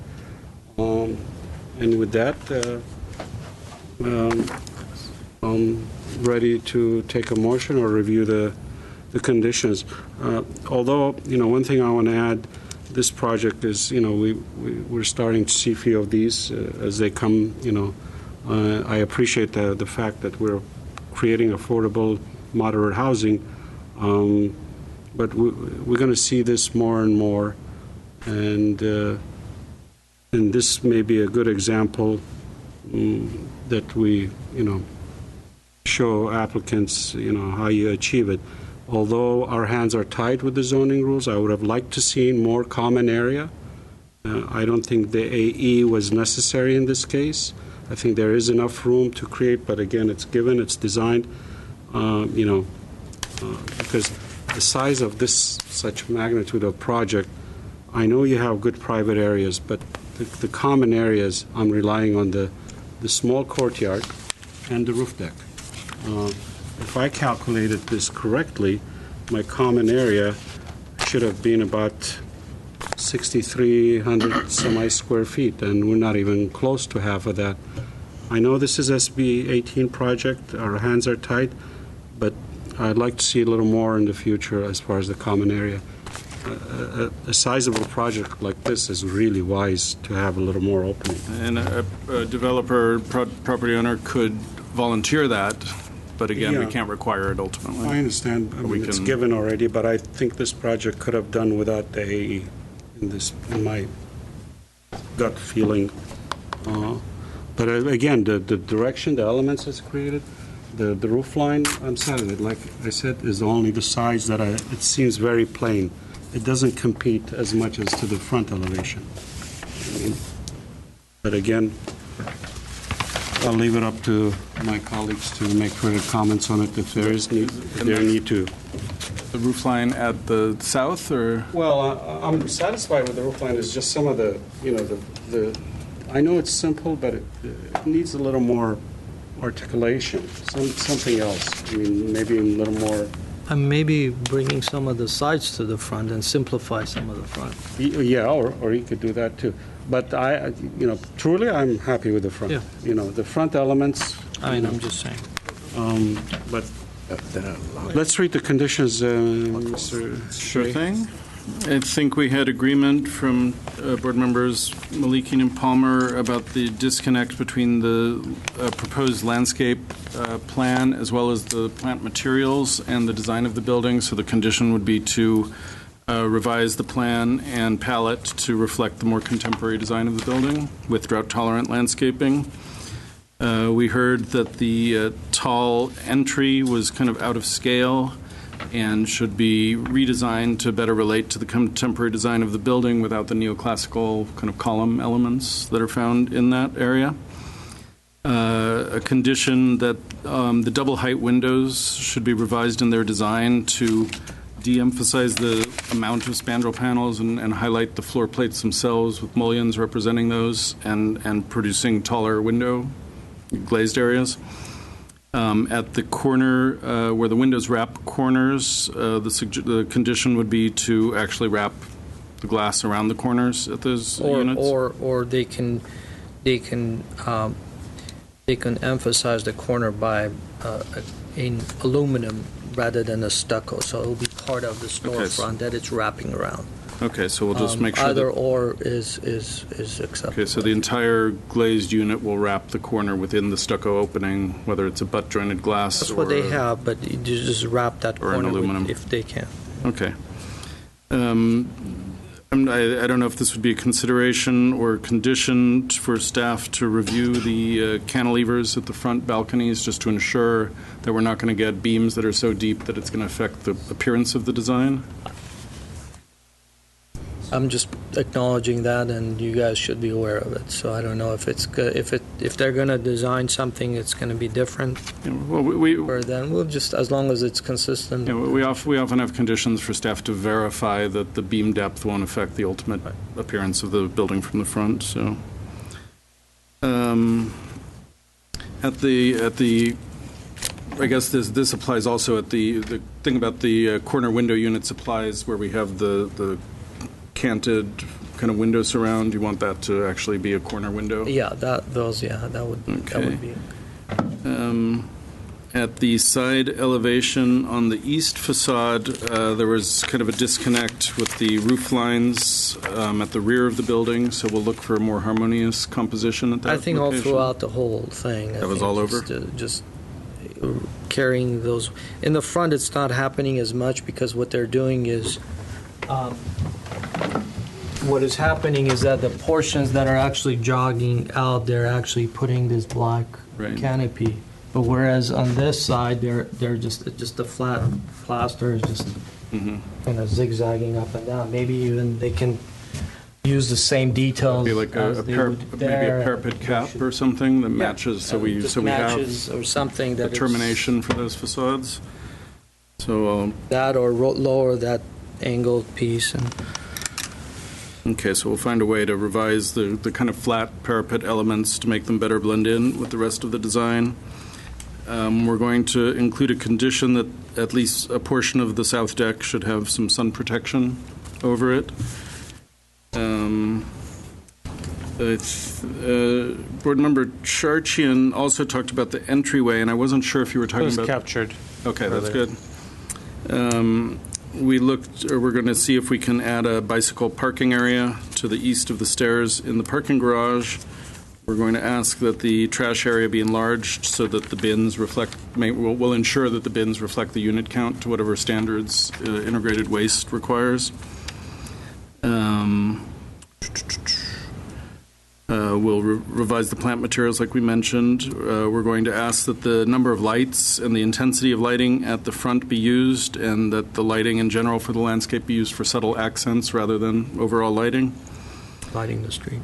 We're going to look for a calling out of all the amenities planned at the courtyard, if there are any in the front of the building, and also at the deck on the third floor. We're going to ask that all the planters that contain trees are appropriate to the size of the tree, with a 6-inch addition of wall height to the box height. Where there's storefront windows proposed, we're going to work with the applicant to make sure that the operable windows don't create bigger profiles than we need to see there, to keep the clean lines that are shown in the I just want drawings. staff to be aware that there's a lot of sliders and a lot of casements, so kind of look through and make sure that they're consistent. Yeah, we've seen some projects lately where we have some big problems with the storefront system, and then all of a sudden you have these chunky lines around the operable parts, so we'll try to avoid that. At the roof deck, we're going to create a inner railing or parapet of some sort so that the occupants of the deck can't overlook the neighbors and be right at the edge of the building. And as a consideration, could be a planter or some sort of a buffer of that. I don't know if that's acceptable, having it on the third floor, but that's an option too. Well, what we'll do, we'll just make sure the roof deck is pushed back and it's terminated so people can't obviously walk onto the roof beyond it. At the side, and I wasn't sure if rear facade also, but we're going to try to bring some of the concepts in terms of the projections and the use of cladding to the sides so that the front design kind of begins to wrap the building a little more than it does now.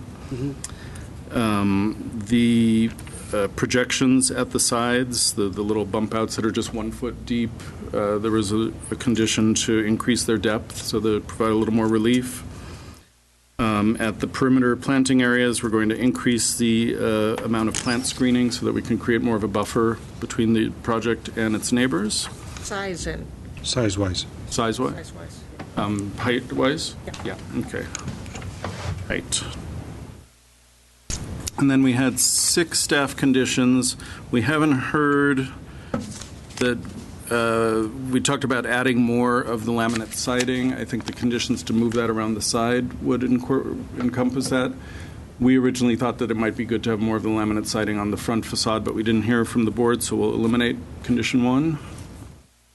All I was saying, I don't know if I said it, is to carry some of these elements to the sides. Right. Yeah, our condition was more focused on the front, but if you're good with the front, so are we. We conditioned that the corners where laminate siding meets have mitered corners. Yes. We asked for the detail drawings at the junctions where different materials meet each other. We asked for more amenities, so that's the same as the board condition. We felt that the design of the gates and railings at the front of the project, we didn't have any details, so we were just working off the small elevations we were looking at, but we didn't think that those complemented the design of the building, so we were recommending that the design be revised. The board. Any idea what you're thinking of? Well, the issue we had was the vertical pickets rose up above the top horizontal element, creating a little spiky top, and some of them were taller than others. And it just seemed a little jagged and a little random compared to the kind of clean lines of the design. I think the gate should be used, there's a square gate. I think that should be used as a basis of the rest of the... Kind of around the entry area? I think the gate itself, how it's rectangular and clean. And bordered around. I think that's a nice, whereas the picket. And the same thing goes for the garage gate, something comparable to the whatever. Okay, so we'll try to unify the design of all the ironwork at the front. And then we didn't have enough information to review the conditions of any perimeter fences and walls, and I'm not sure we heard that, but we will have the buffered, the new landscaping along those areas. But in the past, we've not been accepting stucco, so they have no choice but split face or. We accept stucco. Yeah, we asked for split face on the neighbor's side of the property, so that there's no maintenance issues. Yeah, inside on a project like this. Yeah, but outside I'm talking about, so split face is what we're in. Split face or color decorative. Normally on a project like this, we'd ask for a stuccoed face on the inboard face and a split face on the outside. Yeah. Okay. And that's everything. Good. One more thing, the site plan that was proposed for the courtyard, I prefer that layout that they have versus the landscape, the more of a new classical style of detailing in it. So I think it's more consistent with the architecture. So we'll work with the site plan courtyard. Yeah, rather that's than the much nicer, plan. much more appropriate than. But one question I had, we never got into the joints of the laminate. Is there going to be a recess? Yeah. And that'll come in the details we're asking for. We'll also get that. So we need to see the. Yeah, I think we saw the material. I think it's an interesting material. It's very good material, but. Yeah. I just have one more food item, I guess. I think that these list of requirements and conditions are good. I think that they provide some great direction, but I want to make sure that we're not giving staff the misconception that we are all in support of this being a low-income project that has a low-income component. And so some of these elemental changes that we're recommending might have a cost factor. It was stated earlier, we're glad it penciled in. We're happy that this project came to fruition. So I would add that staff should consider, and I just want to make sure that we have support, staff should consider the cost elements of some of the requests that they make to address these other conditions. Well, the cost of the project won't be transferred to the cost of the moderate income units. That's based on income level. If that's your concern. For example, like one of the items was that we use a corner window, right? Now, a corner window, from a design perspective, would be very, very nice. From a cost perspective, that would be something that pencils in. There's multiple other items that we've added. Yeah, so I want to make sure that we don't lose sight that this is not a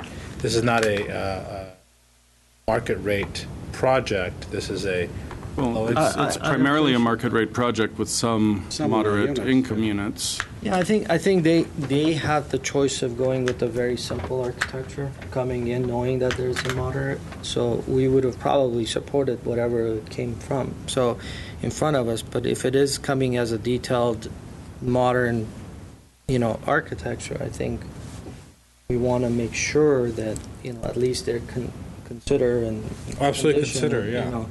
And condition some of these, there's only 3 of them that make or break that front elevation, I think, in my opinion. But again, we can talk about that. Yeah, but I think the whole thing, this kind of style warrants what we're discussing, especially with these kind of elements. Otherwise, you're going to lose the whole. I agree completely that it warrants it. I just want to make sure that staff has understands that we're not asking for overall complete redesign of each window and so forth, and then that doesn't factor into the project's viability, as we've seen with some other projects that have. When we have conditions, if after the construction drawings are prepared or in the field, sometimes projects will come back to us and something may not meet a DRB condition. Our job is to impose DRB conditions. If someone comes back with a deviation from that condition that we think is minor enough that it's not going to affect the overall design conception that was approved by the board, we're allowed to approve that. If you say that you want corner windows that wrap, not necessarily with mitered glass, but with possibly with an aluminum framing element that's a more typical lower cost item. On the larger ones, Yeah, just on those few windows, sure. Smaller one, But that is the kind of condition we would impose, and if the developer came back and said, hey, we don't want to do that, So I'd bring it back to the board so for your carrying consideration. on Mr. Churchian's comment, and in the spite of having an affordable, I want to put a consideration and have, if these details do come out to be more expensive, I'm comfortable eliminating glass railings and coming up with,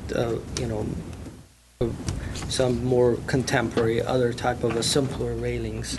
So if at one point they decide that the budget has gone over, so that's one item that I think I'm comfortable giving up, but not the details of the windows. Yeah, I don't think, I think we're conditioning this. We should not tweak it any further or make assumptions that it's it pencils out, it doesn't I pencil out. understand your point. My point's very clear. I appreciate Mr. Churchian's comment. And something like the glass railings could be something that we've actually done that in the past, where everyone wants them. They're very expensive. You come back, we get a nice, clean, modern design that works with the building. That's the kind of thing we might approve at staff level. So, so I think we'll avoid writing that in there, but I think point's taken and we understand it. Okay. Okay. That's all I wanted. Let's take a roll call, please. I move to approve the project with the conditions and recommendations as stated. I'll second.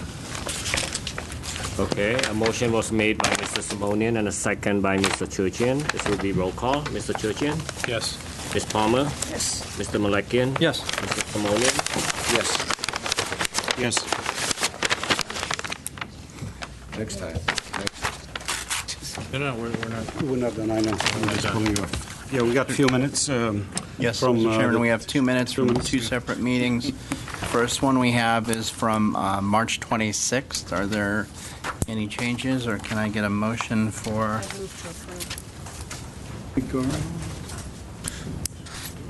Get a second? Any motion? Second. Okay. Second. Mr. Malakian did. Roll call, Mr. Malakian? Yes. Mr. Charchin? Yes. Guardian? Ms. Yes. Palmer? Mr. Simonian? Yes. Is that too fast? Perfect. Second one we have is for May 28th. Any changes, corrections? Nope. I'll second it. Malakian, Mr. Charchin? I abstain. I was absent. We're only 3 present, I think, with that one. I think I was there. Yeah. I'm only showing one absent then. I was absent, so I'm going to abstain. Yeah. Okay. We're only 3 for that meeting, I think. According to this, The 3 of us, Mr. Malik. I'm not sure who else Palmer. was absent then. At least we had a majority. Yeah. Okay. Thank you. And we've got it. I move to adjourn. So be it. Thank you Mr. very Mardian, much. were you able to sign the minutes? Yeah, I did. Okay, thank you. My goodness.